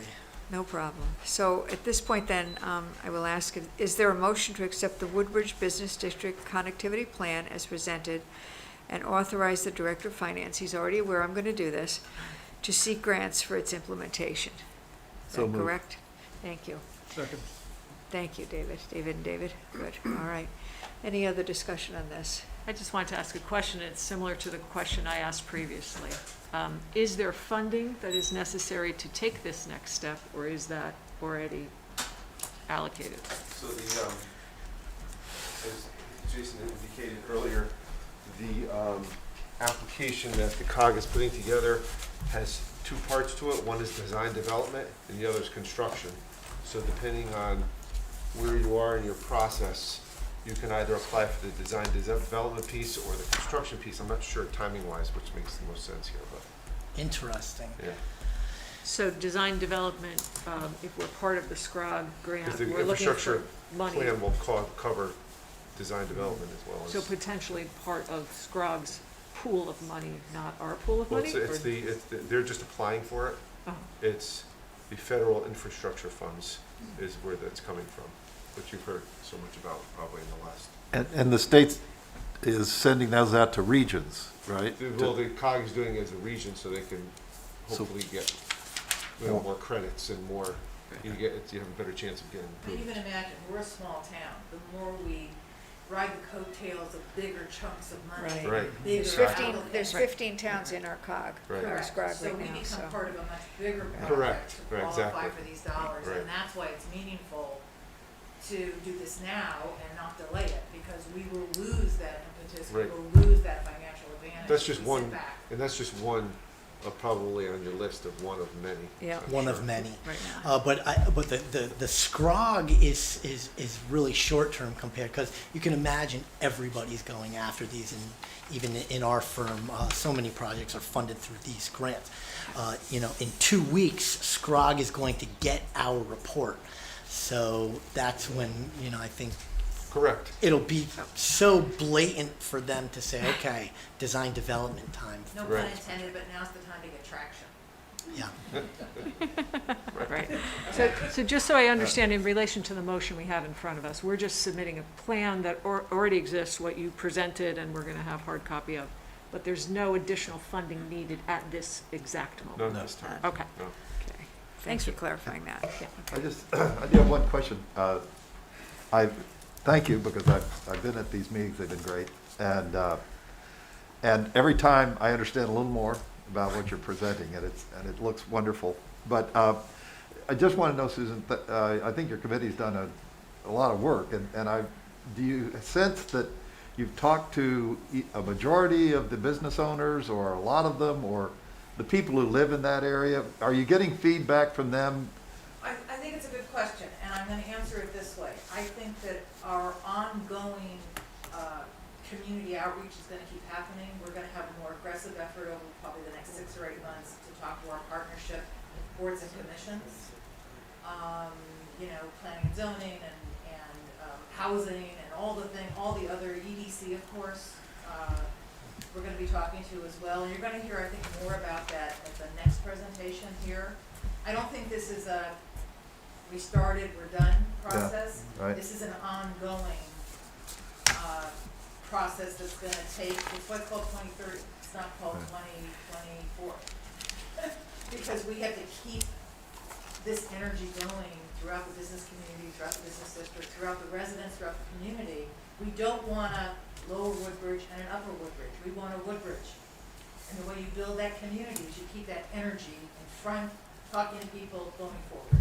It's a good question, though. I understand what you're saying. Well, and I think, moving forward, we don't want to give the impression that we've made the decision that we're forcing Right. on I mean, anybody. Those 55 people did not take a vote and decided for the town. So Right. that's not the case at all. So, okay, Anything else? all done? Call the question. Oh, I'm sorry. One more quick question. Yep.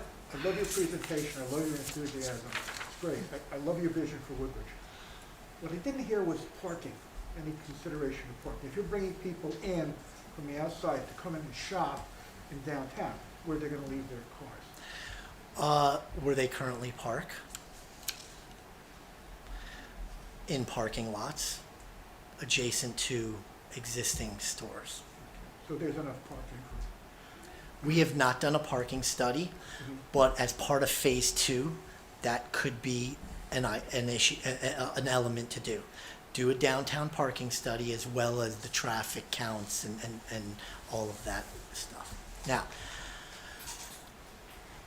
aside from the parking situation, where in all of our community meetings, I never heard anybody say there's not enough parking in the downtown.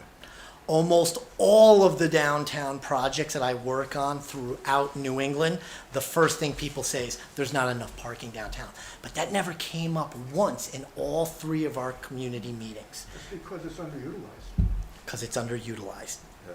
As part of the next phase, there's also going to be outreach, because the next phase is going to be showing this tree's getting removed, this curb cut may be changing, and that's where we may learn, or whoever the consultant is, that there's a desire for on-street parking on non-state roads, and that could be accommodated. It would modify some of the things that we show as part of our streetscape, but again, next phase, it's got to be addressed really. Okay. All in favor? I'll call the question. All in favor signify by saying aye. Aye. It's unanimous. Thank you so much for Thank your you time so tonight. much. Thank the Thank you. committee as well for all your hard work. Thank you, Jason. Thank you. And drum roll, finally, we're getting to public comment. It should start at 6. First, Jerry Shaw, did you receive any written comments as of, what is it? That is 3 o'clock today. Thank you. Okay, and now I'll ask folks to come up that would like to give public comment. Yeah, and I would just, come on up, you have to come to the mic and state your name and address, please. And if possible, in the interest of time, keep it to 3 minutes, please. Thank you very much. How are you? Good. I haven't How are seen you you? in forever. I know. My name's Mary Evelyn Tucker. I live at 29 Spoke Drive. Thank you all for your service. And I'm here as a lifelong Democrat and with really one question, but here's the statement. Last year, many people in town realized how ill-advised it would be to sell the country club property to a developer who would build McMansions on it. In a nutshell, such a strategy would be terrible for the environment. I happen to teach about the environment. A long-term financial loss for the town, given the attending costs at our schools and other services. A nightmare for Beecher, whose enrollment is bursting at the seams, and take our efforts to increase the percentage of affordable housing units in town in the wrong direction. After that happened, there were many alternative ideas floated around for how to use the property. These ideas included commercial establishments, a solar park, natural open space, a park, senior housing, and affordable housing. And it could be senior affordable housing. Then it is my understanding that as more and more ideas were coming in, the town decided it would hire a consultant this past fall to investigate all of these ideas. So can you tell us what has been done to hire such a consultant so that these various ideas can be fairly considered, prioritized, and that a reasonable plan for the property drawn up that balances our cities, our towns' various needs? That's the question. Thank you so much. We Thank don't you. usually respond to comments, but I would say stay tuned and be informed. Mm-hmm. We're working Okay. on it. Okay. Thank you.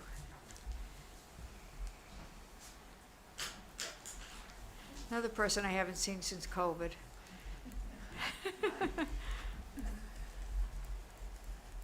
Hi. My name is Mary Gorham, and I live at 21 Old Mill Road. I'm also a Democrat, and I've come actually to speak of the same issue of the country club. I'm very interested in hearing what the alternative ideas for the country club have been considered since it all kind of got put to rest. I guess it was last June or so. There were a lot of ideas. As many of you remember, I'm a strong advocate for a solar park for both financial and environmental reasons. And I also realize there are a lot of other good ideas as well. It's a big property and it could be divided up. My sense is that before any specific proposals are considered individually, it's going to be really important to have a overall vision that is endorsed by the town for the whole property. Everyone I talk to, and I admittedly talk to most Democrats because I'm a Democrat, people don't want to sell the property and don't want to see a bunch of houses put there. My understanding, though, is that we're coming up to the time where we need to start on the next 10-year plan for conservation and development that is going to need to be begun, I guess, in the next couple of months. And so maybe that might be the perfect opportunity to do the visioning, to do the planning, and to hire a consultant who's impartial, who's not aligned with any one particular proposal or strategy, but who really would serve as a very impartial overall person to facilitate a very thoughtful plan process for a visioning and for an execution of how the country club property could be divided up and used. So I'm hoping that such an opportunity might be used and that we follow through, because quite frankly, I think the better the process is, the more likely we are to have an outcome that the whole town can get behind. And obviously, everybody wants a referendum that passes, and so this might be a perfect opportunity for that. So thank you for your time. Thank you so much. Thank you. Thanks. Anyone else? Thank you, guys. Okay, next is item 7 on the agenda. I haven't skipped anything, right? I do that all the time. Massaro Farm Grant Project. Steve Munno, our Farmer Steve is here, Farm Director. Hi, Steve. Hello. Good evening. Hello, thanks for having me. My name is Steve Munno. I'm the Farm Director at Massaro Community Farm, and I live at 41 Ford Road here in Woodbridge. So, As I think some of you know, over time I've been here to ask for the town's approval for projects that we are planning to go forward with. In this case, there are 2 grant applications that we submitted to the Connecticut Department of Agriculture. Those grant proposals require showing landowner approval that we will go forward with these projects. So we've submitted the application to the state for the 2 grants, and those grants require landowner approval. So in the first case, it's a farm store creation in our barn. We have been distributing produce for our CSA for 14 years now, or this will be our 14th year with the CSA there. And we've had some sales over time in there as well. But we would like to make some upgrades to the barn to sort of promote more sales in our barn. And with the zoning changes, we intend to add some more products to our barn as well. So improvements to the barn include improvements to our doorways and entrances, insulation and lighting and such, to make a better shopping experience and a safer experience for people coming in and out of our barn. So that is the one grant. I don't know if you want to do them separately or have questions about them separately. We do them separately or Yeah, together, do them yep, separate. okay, all right. So does anyone have any questions for Steve from the information in your packet? Just a quick question. The barn itself, is that owned by Massaro Community Farm, or is that owned by the town? The town owns the barn. We are stewarding the property, but we don't own the So the building. alterations you're making are going to enhance Okay. publicly Indeed. owned buildings? Yes. Okay, So great. Thank you. This motion. And I should say, there's no funding requirement from the town. We're applying for funds from the state, and the matching funds will be provided by our own, fundraising efforts and cash on hand. There's no ask of the town to financially support any of this. It's simply a approval by the landowner. It's great, wonderful. Anyone have any other questions? Okay. Because it's a town property, we have to send it to Plan and Zoning for an 824. Sure. So that would be our motion this evening. It wouldn't Understood. really stop you, I guess, but you have to go there first. So I'll make a motion that we refer this particular project to the Town Plan and Zoning Commission for an 824 review. Is there a second? I'll second. Okay, thanks. Any comments on that motion? Hearing none, all in favor? That's unanimous, great. And then, Can we approve this pending approval of the CTPC? Is that not appropriate? Well, we talked about that earlier, and it is possible. I didn't realize that there were going to be such a not significant, but there were going to be improvements to the property. I thought it would be much less. I would suggest that you just wait till P&Z comes back with their decision. There may be other issues in terms of the zoning compliance. So I think before that's exactly what we talked about earlier until I just heard the particulars of this. I think it's better to let P&Z take a look at it, come back with any other issues they may come up with in addition to whether the building is appropriate to have this kind of improvements. Do you have the time what is your time frame of when you final approval? Because that has to come back to the Board of Selectmen, it sounds like?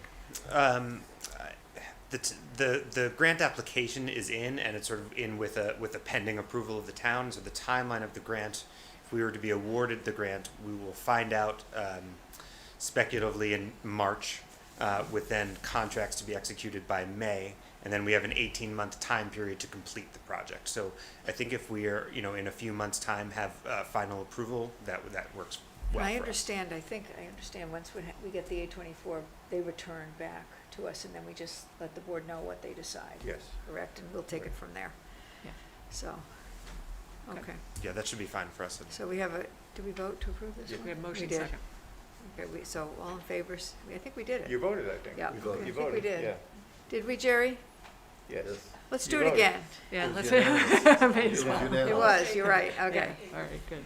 Oh my gosh, it's gonna be a long night, right? Okay. Okay, Stephen, then the second thing is Yes, the this- consent form for a grant you're applying for the Yes, so in a Connecticut Department of similar Agriculture. manner, this is Yep. another grant from the State Department of Agriculture, separate grant called the Climate Smart Grant.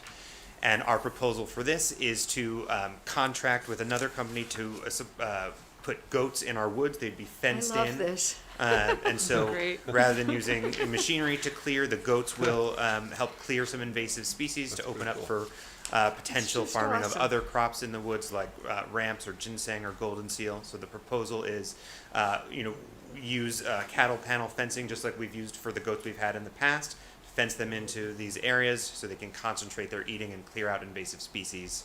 That will happen over the course of 2 summers, 2023 and 24.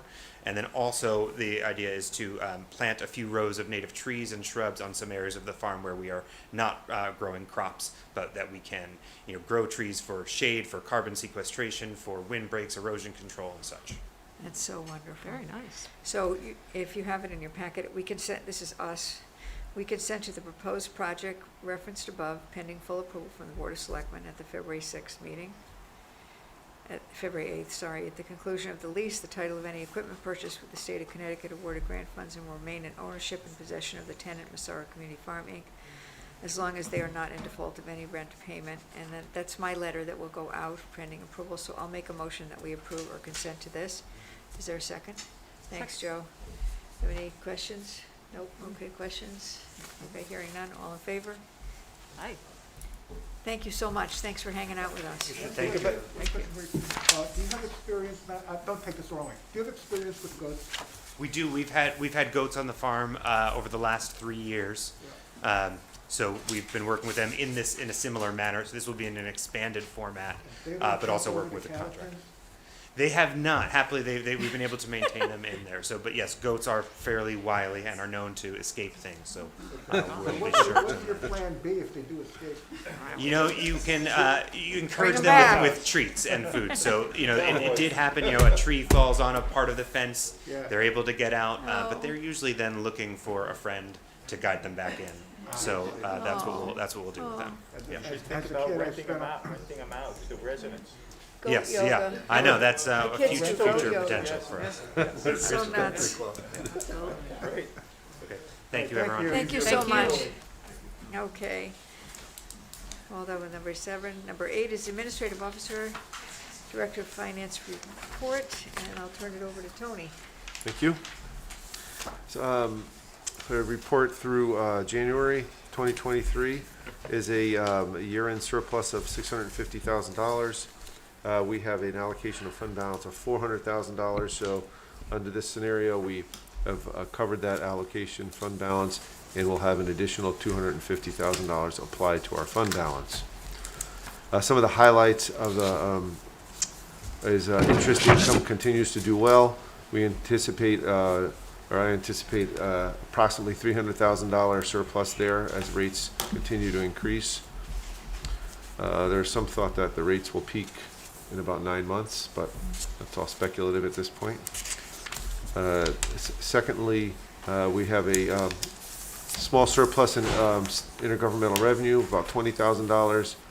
We do have we received an extra $180,000 from the state municipal revenue sharing account, but that was offset by a shortfall in special education excess cost grant funds. So those sort of cancel each other out, and we have we received $23,000 in opioid settlement funds. On the expenditure side, the natural gas we're keeping an eye on. As you know, we locked into a higher rate for that. We've had a very mild winter so far, so hopefully we won't have too much of a deficit there, but we'll keep an eye on that and let you know. Solid waste management is anticipating a deficit of about $50,000 for 2 reasons. One is solid waste tonnage is up, and secondly, recycling tip fees, recycling costs are up significantly. So while we collect a fee for solid waste that's brought in by haulers, so that can help to cover the increased tonnage, we do not charge the tip fee for recycling. And just as an example, in July we paid $37 a ton to dispose of our recycling. In December we paid almost $100 a ton. And it depends on the commodity markets for the recycled materials. That's a big part of it, because the recycling, where we bring our recyclables, they'll sell cardboard, mixed paper, aluminum, and plastics, and so some of those recycling markets are very volatile. And finally, the big item this month is the Amity Regional School District. So, in previous months, we discussed that the town is contributing less this year because there were 2 failed referendums at Amity. So we were contributing $134,000 less to Amity because the budget they adopted was lower than the one we had put in our budget. Adding to that is the board has agreed to send us the surplus. Instead of sending us a check for the surplus, they're lowering one of our payments for the same amount. So it's really a cash flow thing where instead of they send us a check and then we record it as a revenue and then we have to appropriate it for the budget. What they're doing is reducing our March payment by $229,000. So effectively, what that causes is a surplus in that line of $363,000. So that's why the surplus projection went from like 400 to almost 700,000. Was for that one reason. So Tony, this is the first time it's hitting our budget so quickly. So right. So this is the 2022 year end, which was this past June, which they finished their audit in December, and then they'll lower a payment and So the money's hitting our budget a year sooner than it used to. So yeah, so usually what we did was we got the money around the same time, but then we had to put it in our budget process, and then it lowered the yeah. So this is hopefully just a one-time year that we experience a surplus. How did we project it out going forward, or did we not? I'm not sure. Okay. Yeah, so We'll get to that on the 21st, guessing, right? Yeah, so I'm guessing if they have a surplus at the end of this year, they'll treat it the same way.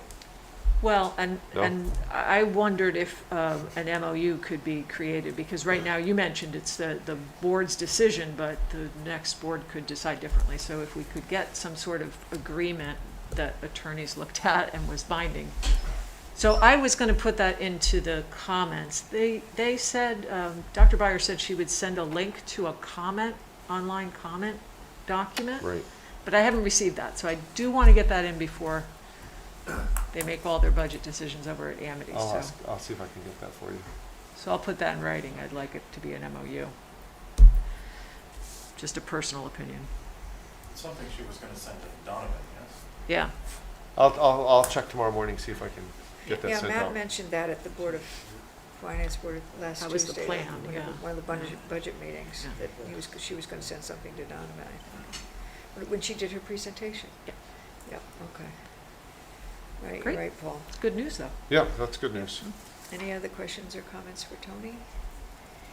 Okey Thanks for dokey. keeping it from snowing, Beth. We appreciate Yeah, that. good job. That was Tony. Well done. Okay, And Tony, for your help. this guy. Okay, thanks. Item B is funding requests, and we have one this month. I see our rec chair is here, rec commission chair is here for this.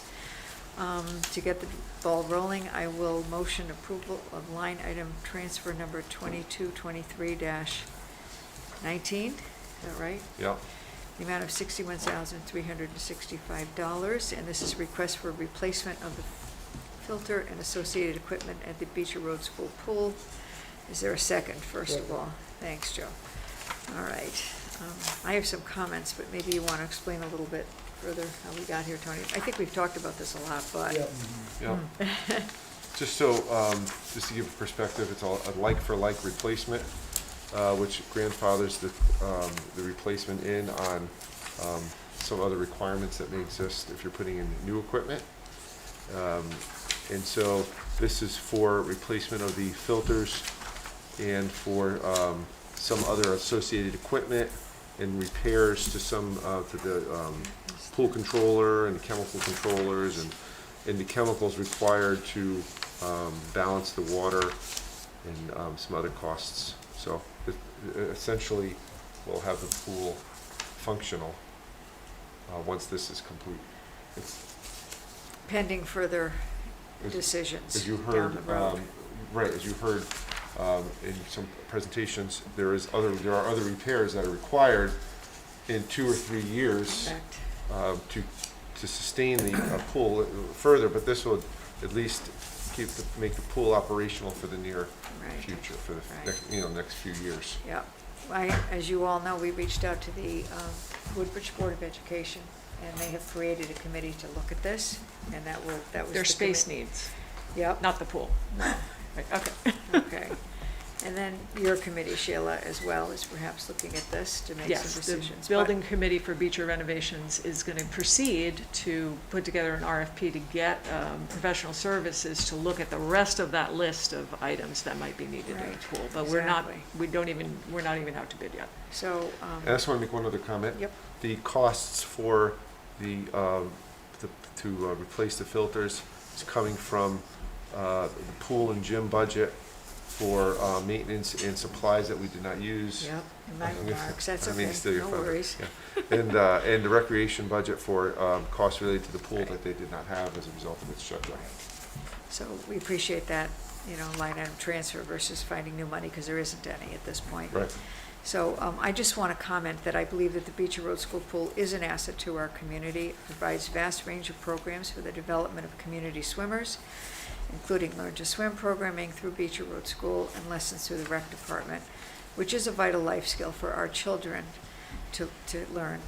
It also acts as a feeder system, to the Amity High School swim team and to the Woodbridge Aquatic Club. They're very anxious to get back. The pool provides a recreational outlet and opportunity for the continued health and well-being for all community members, from the youngest to the oldest of our residents. So I plan to vote to approve this, and I'd like to open it up for other comments from other folks. I have a quick question, just with regard to where the money is coming from. We have in the packet, it's a breakdown of the various dollars that total the 61,000, but one of them is coming from what's called CNR Pool and Gym. Those aren't restricted capital funds, though, because this is not a capital project, it's not lasting This will 20 years.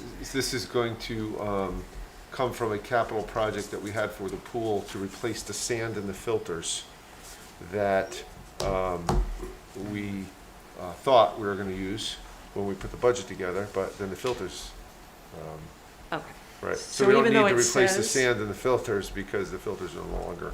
Right. So even though it says capital non-recurring funds, those aren't like restricted, we are able to just, with Correct. this motion, With this move motion, that. you can Okay. move capital funds from one project to another. Right, so my only other concern is that this cost might escalate. So, and I appreciate greatly that Recreation was able to make some of its money available, and I hate to ask that you continue to look at ways you might be able to continue to save, because if we do hit more cost between now and the end of this fiscal year, we would need to figure out where to get that money from. So if there can be more savings in the Recreation Department, we might ask you for that. We hate that programming. Well, no, so this is, Yes, this programming what isn't taking place, and so in terms of timing, Tony, are we expecting this in mid to late summer? So I was going to talk about that on the next When we do the agenda bid item. waiver, we'll talk When you do the about bid portion, timing. we could talk Yeah. about timing. Sure. Okay. Andrea, do you know, I noticed when we first started hearing about this, the survey about where we stood with what we charge outsiders had us very, very low. Yes. Is there an intent by your commission to raise that up to a more competitive level? Very much so, yes. We kind of put that discussion on hold when we didn't have a pool, but now, next meeting, there will be a Thank very you. serious discussion about that, to bring things up, to bring income up and make it really competitive. We've been very generous, but to our, hurting us, I think. So that's going to be part of our next mission meeting. Yeah, thank you. for raising Thank you. that. Thank you so much. Anyone else comments on this? Okay, so we have a motion and a second, and I'll call the question. Whoops, all in favor? Unanimous again. Okay, great. Thank you. Thanks for hanging out with Thank you us. so much on behalf of rec, the swimmers, the kids, thank you. Well, now we get to the bid waiver part of this, which Yeah. timing wise. Yes. Okay, once, I don't know, maybe. See, you I'll want- bring this up, yeah. Thank you. So You the understand only it better than I reason, do. the reason why I brought this up was the estimated time for delivery. You heard David Stein say it earlier in the meeting about supply chain issues. So the current estimated time of delivery for the filters is 12 to 16 weeks. That doesn't mean they can't come in earlier, but that's currently the quote from the vendor that we received the pricing from. And then once that takes place, assuming it's 16 weeks, then we have to install the filter, balance the water, and that could take 5 to 6 months before all that's completed. Worst case scenario, Worst case but scenario, right. you never know. So, Brad was optimistic, right? He If- kept saying, oh, well, it might be yeah, a little could be a little, sooner, could be you know. sooner, but if we have, the contractor whose pricing you have is the one who installed, same contractor and the same person who installed the filters when they were originally installed back in, it's got to be 20 years ago maybe. And so he's very familiar with the setup and the design because it was his design, and has a lot of the records based on that. If we were to go out to bid, we would have to have someone help us with the bid specifications, and so we'd have to hire somebody for that, and then put the project out to bid and get the bids back. So we're probably talking adding another month to month and a half to that timeline, just to let you know. So really, timing would be the only reason, why you would forego the process. And perhaps more cost for doing And the it could bid be, and stuff. yeah, it could be a little more cost for Okay. having someone help us with the bid specifications. I just wanted to bring that up, Right, because normally something like this we'd have to go out to bid for. right. There's no state contractor that we're aware of, or Okay. COG, or any sort of regional contract to put in. It's kind of a rare thing, it's not like a lot of And we've municipalities have pools. we've used the same group before. We use them all the time. We've used them for the filters. Previously, we used them for a lot of lower cost things, like that don't have to go out to bid, maybe less than 10,000 for a light installation, and for if there's a leak, or if it's really our main contractor that works on the pool for us. So I had a question about what's in our packet with regard to what they've submitted and the timing. If we're talking about potentially 16 weeks, do they do any work prior to that where they might get in They'll there prep and it. find a problem? They'll prep it. They'll take out the old filters. They'll get it ready for the new filters. So if they were to discover a problem that might cause the cost to increase, it would sounds know like we're by going to then. be close to the end of our fiscal Yeah, year. we would know it by then. Also, there's a 5% contingency in this budget. Right, I saw So that. in case we have a Fingers problem, or crossed. There you go, yeah. chemical Yeah. prices Right. go up, Yeah, or right. there's a part that's cracked that we didn't realize, or something. Right, so Tony, once if we're passing the motion tonight, and the Board of Finance also has to look at it and pass it, but then once we order these filters, if we were to discover, if our vendors were to discover a problem, are we out of luck with the filters because they're ordered, they can't be returned, no They're- way to stop it once we order the filters, or Yeah, Is once that you order them, correct? they're your filters. they're ours, Yeah. because they're custom built? Yes, All correct, they're right, custom. so we're committing to this, and But if we'll there's a keep our problem with fingers the crossed. filters, you have recourse against the manufacturer. Yeah, but Well, we would just. No, I'm saying if they open something up and it Well, crumbles it's to probably, dust when it's they probably open it gonna, up, you know? because it's It's replacing, old, Independent. it's old, because they're Independent of the replacing filter. like for like, yeah, hopefully. there no shouldn't be problem. any unforeseen problems, because you're just taking one filter out and putting in another. Right. Same Fingers filter. crossed. It's a filter. I mean, it's not Yeah. like it's, a It's kind of renovating like a changing building the or trap something. under your sink and everything goes Right, right. exactly the way you Yeah, planned it. yeah, old house, we know. The plumbing falls apart. All right, so that was my question about this So let's see what process. happens. I'll make a motion that we do a bid waiver for the company. What actually do you need? What's the name of the company? Wait. Based on Connecticut material. Custom Aquatics. Yep. Connecticut Custom Aquatics, Aquatics, related to their proposal in the, do I have to give a reason for the time frame? And also And they're, very familiar with this pool. correct, We use them and we feel comfortable using them. right. Is there a second? Thanks. Any further discussion or comments on this? All in favor? Perfect. Okay, thanks. Dun, dun, dun, dun, dun, dun, dun. Okay, oh, other. Nope, that's it. Okay, No other, No other. thanks. All right, and now we have to introduce, first time, the stage. Our new Assistant Administrative Officer, Karen Crosby, to give her a report to the board tonight. Thanks, Karen. Thank you, Beth. Currently, I'm immersed in the FY '24 budget process, where you'll be meeting on Tuesday, February 21st. After you submit your budget recommendations, the Board of Finance will meet on March 2nd.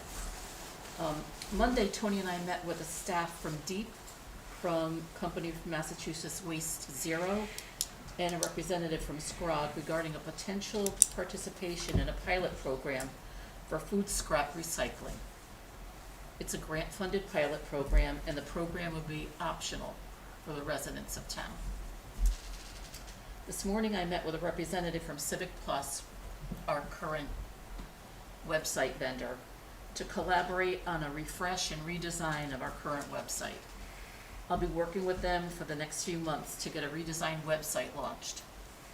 And tomorrow morning I'm meeting with the Community Council to hear their plans for Earth Day and the community bike ride. Jumped right in. Excellent. Very exciting about the website. Thank you so much. Anyone have any comments for Karen? Thanks again. Item 10 is the Sperry Park Committee, a short update. Sheila, sorry. Sure, I wish I was a student again, but. So I think Jerry. We're all students forever. That's true. Lifelong Keeps learners, turning, remain a right? student and ask questions and learn again. Terrific. So just very briefly, I know Jerry Shaw had put in front of you tonight the updated park survey. We were able to get it all printed out. There had been a draft version.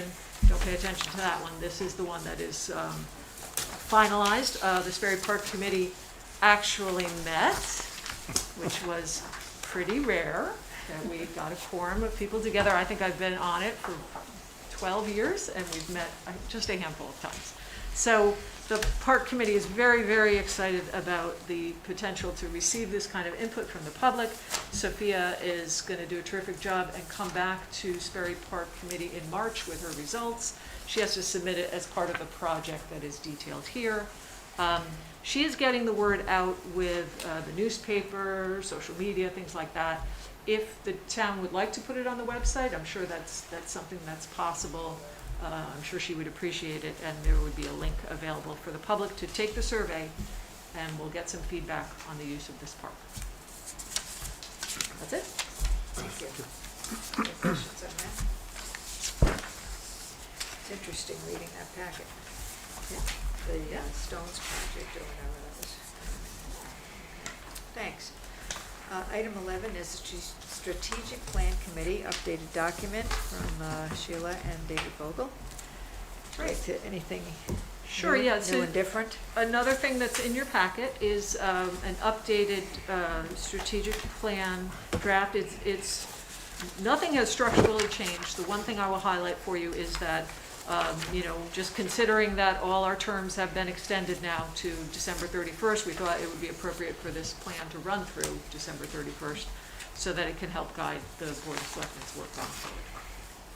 So I believe that Tony has asked us to make sure that we get a formal vote of approval so Right. that he's able to submit it as part of his budget, Correct. award-winning budgets that he I puts together. drafted something that you can Excellent. amend it as you go, but Okay. do you have anything to add on that part of? Not really, just Okay. that Sheila's done a really good job leading this strategic planning through to give us something that we can look at and eventually come up with some real priorities. I think this really reflects what our budgetary priorities have been. But also, I like the way that all of these really address issues for our town. And it's not about the specifics of what we ought to do, it's just about these are things that the town needs to do and has some priority to them. We may have very differing opinions about what we need to do, but I think it's been a really good process to be able to agree that these are things we ought to be looking at. Okay. So I would encourage you to accept the plan. Okay. So I drafted a motion, and I'll just read it out there, and then you guys can do what you want with it. I'll make a motion to accept the strategic plan as presented in our packets, with a condition that the plan is is subject to, at any time, to modifications, revisions, and additions as deemed appropriate by the first selectman, as I have now appointed a committee to interview potential land use consultant candidates to assist the board with a review of the RFP for the former Country Club of Woodbridge, which will then go to the full board of selectmen for approval. So given the fact that we have this committee to look at our RFP, the proposed RFP, I think it's important that we have an opportunity to amend it. But, I mean, it is a fluid document anyway, correct? Correct. Okay, so it's a guideline, it's not etched in stone. Mhm. So is there a second to that motion? Okay, thanks. So any discussion on the motion? On goal 2, maintain and invest in infrastructure and facilities, and strategy 7, strategy 8, tactic D. David, I'm sorry, I didn't understand the Okay. first thing you said. Yeah, so in goal 2, there's an item, it's the last item actually in goal 2, and it says, I think it's establish a timeline for tree donation and Parks Department for Fitzgerald Track, Center Road and Beecher Road, curb appeal. I would like to make an appeal that we invest some resources in the trail on the Fitzgerald property. It is at times unwalkable because of the drainage and the washing out of the gravel, which turns So some areas to that mud. would probably be independent of approving this plan, correct? Or, I don't mean, know, I'm bringing it up. Okay, I appreciate that. Okay. But as far as this, we have a Would like motion. that added Okay. if possible. Okay. Any other comments on the motion? All in favor? Okay, thanks so much. Next item on the agenda is our consent agenda. There are 4 items in the packet. Acknowledge receipt of the town clerk's report, the town clerk to apply for a document preservation grant. She does that every year. You have copies of all these. The Regional Water Authority hazardous waste resolution. My glasses are fogging up, it doesn't help. And then a resignation that we will, of course, accept with regret of Debbie Brander Barbieri from the Economic Development Commission to 2023, and Robert Reed for the Town Planning Zoning Commission to 2025. Is there a motion to accept the consent agenda? I'll second. Thank you. Any comments or discussions? All in favor? Aye. Thank you so much. Next is our Personnel Committee report. Yeah, I'm sorry, I'll get to the right page. Sorry, guys, I just cleaned Quick out question, your did we earwax. not have any minutes to approve on this? Nope, we had COVID going on here and we just didn't get to them yet. Oh, okay, Apologies. okay. They'll come. We have Thank you. motions that are filed, I believe, but we do not have minutes Good yet. enough. It was a rough month, but now we're better. I think in January, David, the COVID numbers, the daily positivity rate was like an 18, and I checked last week, it was 7.7, so what a difference in 1 month. But everybody here, or 3 or 4, is sick, so we just, plus we're still almost, and we're gonna settle this with the Personnel Committee report tonight, Yes. up to full speed with our people, so it's good stuff. Anyway, the Personnel Committee met Monday, sorry, February 6th. Just a reminder, Paul, me, and Dr. Lober are 3 members of that committee. And we have a vacant position in, Gay, as you know, Gay Mastriani is going to move up to Karen's spot. And that left that opening for a position of Accountant 1. And we had 1 applicant, I believe. We had one, we've posted it internally. Internally, Internal yeah, good applicants. applicant, We yep. had 1 internal applicant, who's Jim Franco from the Rec Department. And Jim has been doing accounts payable for recreation since he's been there, which I think it says here. I think 19 years. That's what 19 he years, said, yep, yeah. Wow. 04, correct. So he does a great job there. He also helps does their payroll, which could be complicated at times. Right. So he's very good with details, which is very important for this position. And so we think Jim will do a great job, and so that's who we'd like to hire for this position. Right. It's a union position, so step A for the union contract is $27.36 per hour. Right.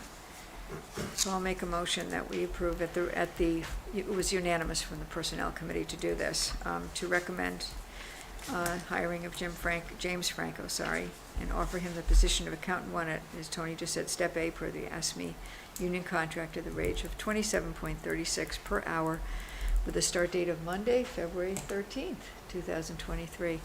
Is there a second? Great. Any comments? We're very excited. The only Make that thing I comment. want to just comment on that is that normally when you're Jim has been here for 19 years, so we wanted to keep his seniority with his vacation that he has currently. Usually when you start with the union contract, you start, as a new position. Okay. That's good. Okay. Okay. Everybody cool with that part? Yep. Okay. All in favor? Aye. Thank you very much. And Let I Jim say know. recreation's loss is your gain. He's gonna be great. I know. Yes, it's He's great. coming upstairs. See him I every know, day I know. downstairs. Now he's gonna be upstairs. It's So now fun. there's an opening that switches to recreation. Correct. Now He's the been recreation's moving it. problem. Like the Another opportunity to save money. Yeah, exactly. It's all good, though, that we can promote, people from Right. within. I'm very happy with that, because we have such good employees here, and it's really wonderful to have them stay, give them something else, so that's Great good. news. All right. Good. Next, we have appointments. There is an opening on Fire Commission to 2025. Do you have any nominations? Nominate Scott Hunter. Okay, thank you. His CV is in the packet. Is there a second? Oh, second. Thank you. Joe just left. You guys have any nominations? Okay, thank you. Steve Handler. Steve Hopper? Isn't Steve Hopper? Oh, So, I'm sorry, we do. Yeah, we do. we didn't get the resume, so we didn't know about it. You had it before. It's Mr. Halpin, who was recommended when we first did the Okay. commission. All right, so you're making that nomination and you're making a Yes. second. Who was Okay. that? I didn't hear.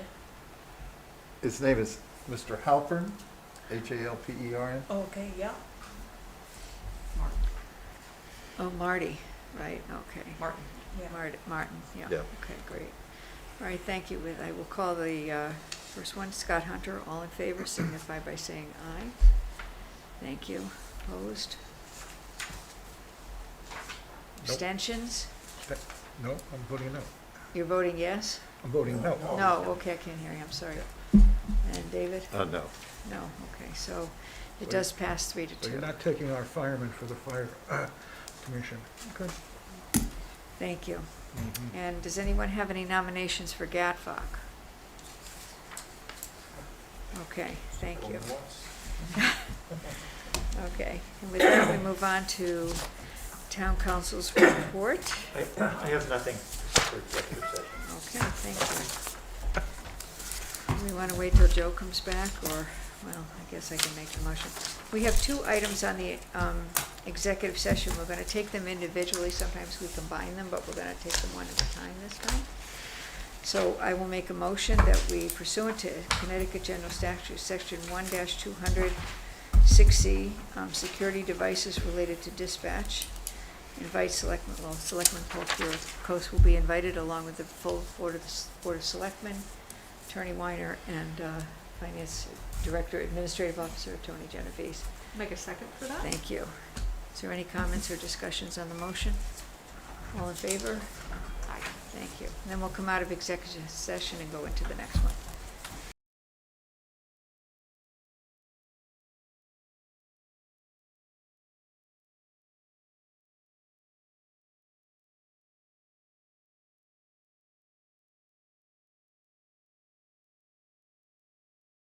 (16A).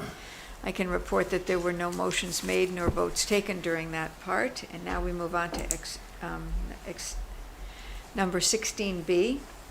I'll make a motion that we move into executive session pursuant to Section 1-200 6B, discussion, strategy, and negotiations of the pending claim/litigation regarding the FOI complaint, and its FIC number, I guess that's the Freedom of Information Network, right? Thank you.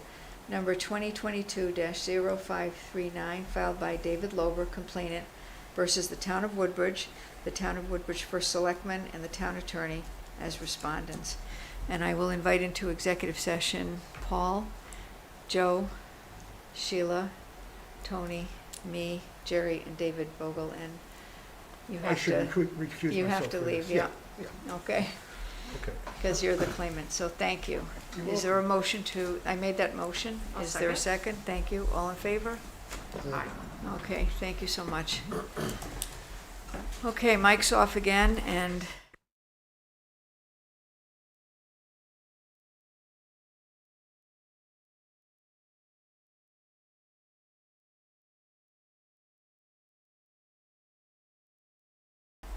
thank you so much. We're now out of the second executive session of the evening. There were no motions made nor votes taken during the second session. And with that, I will call on Sheila McCriven to make a motion Yes, regarding move- that matter. Move that we authorize the first selectman to engage the legal services of Nick Beaumonte of Bircham Moses to represent the respondents in the FOI case noted in our agenda. I just want, before we vote, I just want to say that this complaint filed by Okay, second it. David Lober is filed against 3 people, two people, 1 entity, and I'll just read. I am a member of the Board of Selectmen. This is from his complaint, and it's dated, actually, it was docketed in at the Freedom of Information Commission on November 21st, 2022. The first sentence says, "Dear Sirs, I am a member of the Woodbridge Board of Selectmen, and I'm writing to file a complaint against Gerald Weiner, Town Attorney, Beth Heller, First Selectman, for filing a fraudulent agenda in violation of the Connecticut Open Meeting Law. The Town of Woodbridge is also a respondent. They were made respondents. And so there's one entity, 2 individuals. Beth and I as individuals. It is entirely possible one lawyer might not be able to represent all three entities. We may have to get 3 lawyers. I'm going to try and persuade our lawyer to see if he can do it by himself, but there may be ethical considerations for him, so we may have to hire 3 lawyers. You all should know this is going to be expensive. This is not cheap, but it's something necessary. This raises some significant questions, both on confidentiality of an executive session and certain serious issues that were discussed in executive session. So I would strongly recommend that the board approve this motion. We have a motion. Is there a second? Second. Thank you. Any comments? All in favor? Aye. Thank you. And now I'll make a motion that we adjourn. Is there a Second. second? Thank you. Thank you so much. Okay, everybody. Thank you. Go get some dinner.